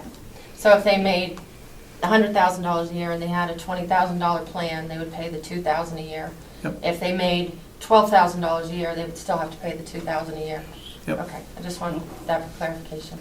Has anybody ever done a comprehensive salary study across all departments here? Yes, we did it about 7 years ago. So that could stand to be updated? No, let me maybe? correct that. We did it for the nursing home. Okay.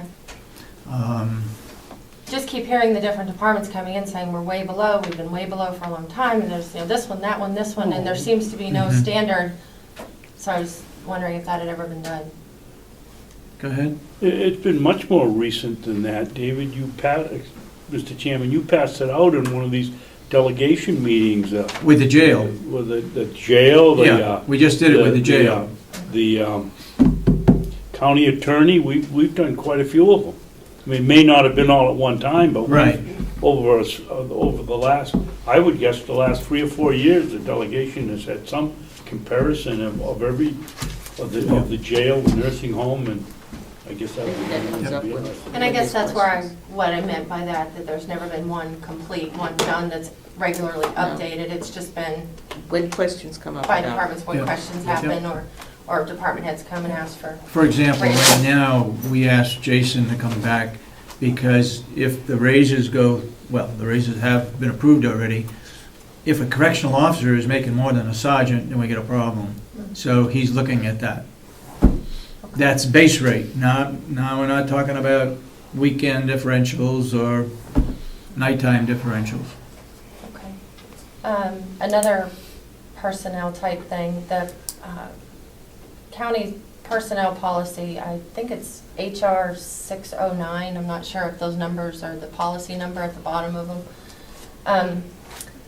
I was wondering, under that, is it allowed for others to view an employee's personnel file if the employee gives permission? I think in there, I Just read that. read it through last night. So did I don't remember. I think if the employee gives permission to someone else, I think that's possible. For example, if he had, or she had somebody representing him or her, then that representative, given written permission from the employee, could do that. If they gave I permission need to go back and look, but I think that's what it is. If they gave permission to a member of the press, written permission? I don't know. Okay. Probably. Try it. Sometime, I guess that would just have to be presented, and then you'd have to decide what to do with it, right? If Yeah. it was in writing, okay. Yeah. Harassment training for all staff and elected officials, it was talked about maybe a year ago, I think. Yep. That was gonna be across the board, all departments. Has that happened yet, or Not to my knowledge, it hasn't. formal training on the harassment policy? The HR person was supposed to do that, Yeah. and I don't know what, She was working on a schedule for Yeah. something like that. I don't know if it's started or even if the question has been completely figured out yet. And I know the new director, she seems like she's got a lot right out of the gate, so. She's got a lot on her yeah. plate at the moment, yes. I had put a written request in for copies of past jail inspections. yep, Janice Sullivan forwarded me Yes. the most recent two before Commissioner Kenny's. yep. And then she requested from the Attorney General's office for copies prior to that because they couldn't be found at the There aren't facility. any. There aren't any. I wanted to know if the commissioners had ever, through the years, had ever done regular jail inspections. Yes, we did. Oh. Yes. Way back when Marge Webster was here. She Okay. did most of them. So there was a time period when there weren't any? Maybe, were you not aware of the requirement, or what happened? It was overlooked. Okay. It was brought to our attention, and now we've had 3 since that time. Okay. Is, Commissioner Kenny, your report, is that publicly available yet from when you just recently toured the jail? I heard that you did a very thorough job over there, so. Yeah, it is available. Okay, The office has one, and the HR department has a copy. thank you. The jail has a copy too. Okay. I just had one more. They are recently, 3 corrections officers were arrested and charged with a crime outside of here. Yep. Made the papers, made the news. Were those have those correction officers been placed on leave with or without pay? With, Okay. On Halloween, I believe it was, October 31st, did Commissioner Sorensen and Commissioner Solomon, did you meet with the county attorney and an officer from the sheriff's department in a non-public session here? And if so, was it posted or were minutes taken at that meeting? the meeting was held, it was posted, it was held at 8 o'clock Friday morning. I don't know what the date was. Had you met 2 days prior to that? Yes, we did. Was A Commissioner... county attorney privilege meeting. Okay. Was that posted? That didn't have to be, but we did post one regarding what the recommendation was from that Wednesday afternoon. We had a posted, non-public meeting on Friday. Emergency meeting. Emergency meeting, yep. Okay. That was my Everybody was there. The way I understand posting laws or posting non-public sessions is that if 2 commissioners meet for any reason, it's supposed to be posted. Client that's why I'm privilege also? That's why I'm concerned, yeah. I don't, You post that you're having a meeting with the attorney. There's 2, it's a quorum technically. mhm. Commissioner Kenny, were you aware that that meeting was happening? Were you invited? Did you decide not to go, or? No, she I wasn't. don't know. I went to the regular commissioners meeting, Yeah. and when there were no more checks to be signed, I left. That's Okay. correct. She was informed that night or that afternoon after we met. It was just the 2 of us with the attorney.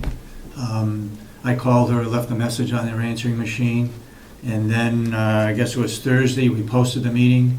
I again called her and Commissioner Solomon, saying that we're going to have a special meeting on Friday morning, and the time was set at 8 o'clock. And that was, that included the county attorney, included the representative of the sheriff's department, Jason Johnson, and the HR person. So, was this just a happen, you guys just happened to bump into each other in the hallway, or did you know you were going to be meeting with the county attorney Wednesday afternoon after? It was a request from the county attorney. Okay, and that request came after Commissioner Kenny had already left? Correct. Okay, thank you. Okay. Mr. Babson? I believe, and I could be wrong, but I believe there's an exemption in the right to know law for emergency meetings, is there not? We had Friday one, yeah. Pardon me? It was on a Friday we had one. Yeah. She's but talking the about- emergency, something in there, I'm just thinking back, you don't have time to post them, and you have to take minutes to report them or something, but there is a exemption for emergency meetings someplace in the You don't law. have to take minutes if it's a... Mr. Brown. mission thing. Go ahead. You asked who was responsible for the problems of Kronos for the last 3 years?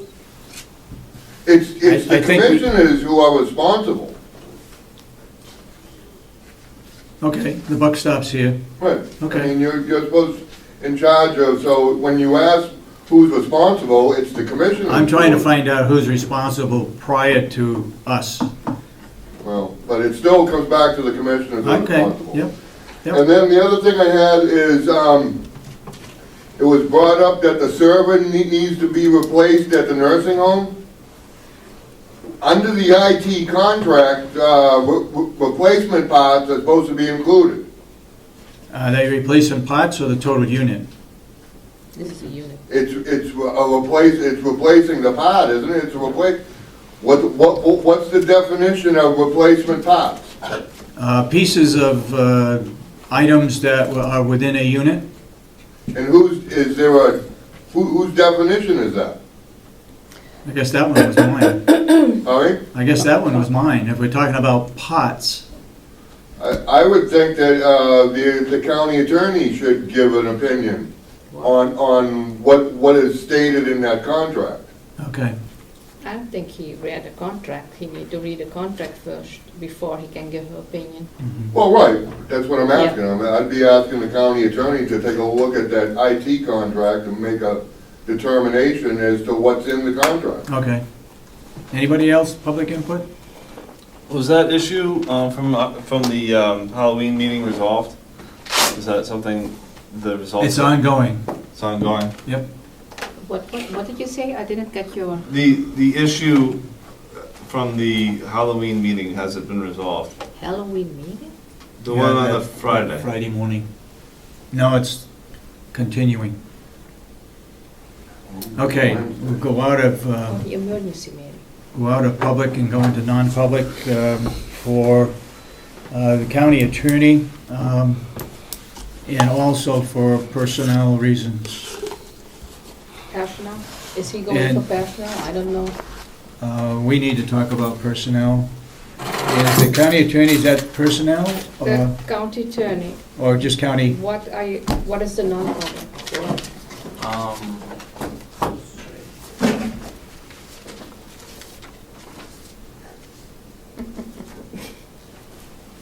Yeah, they're personnel. Personnel? Is it personnel? Personnel rate, Okay, Okay, we need to make a motion then.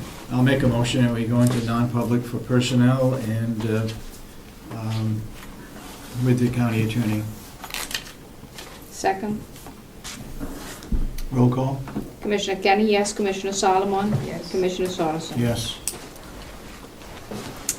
So we're now in 12. non-public, so everybody else can be excused.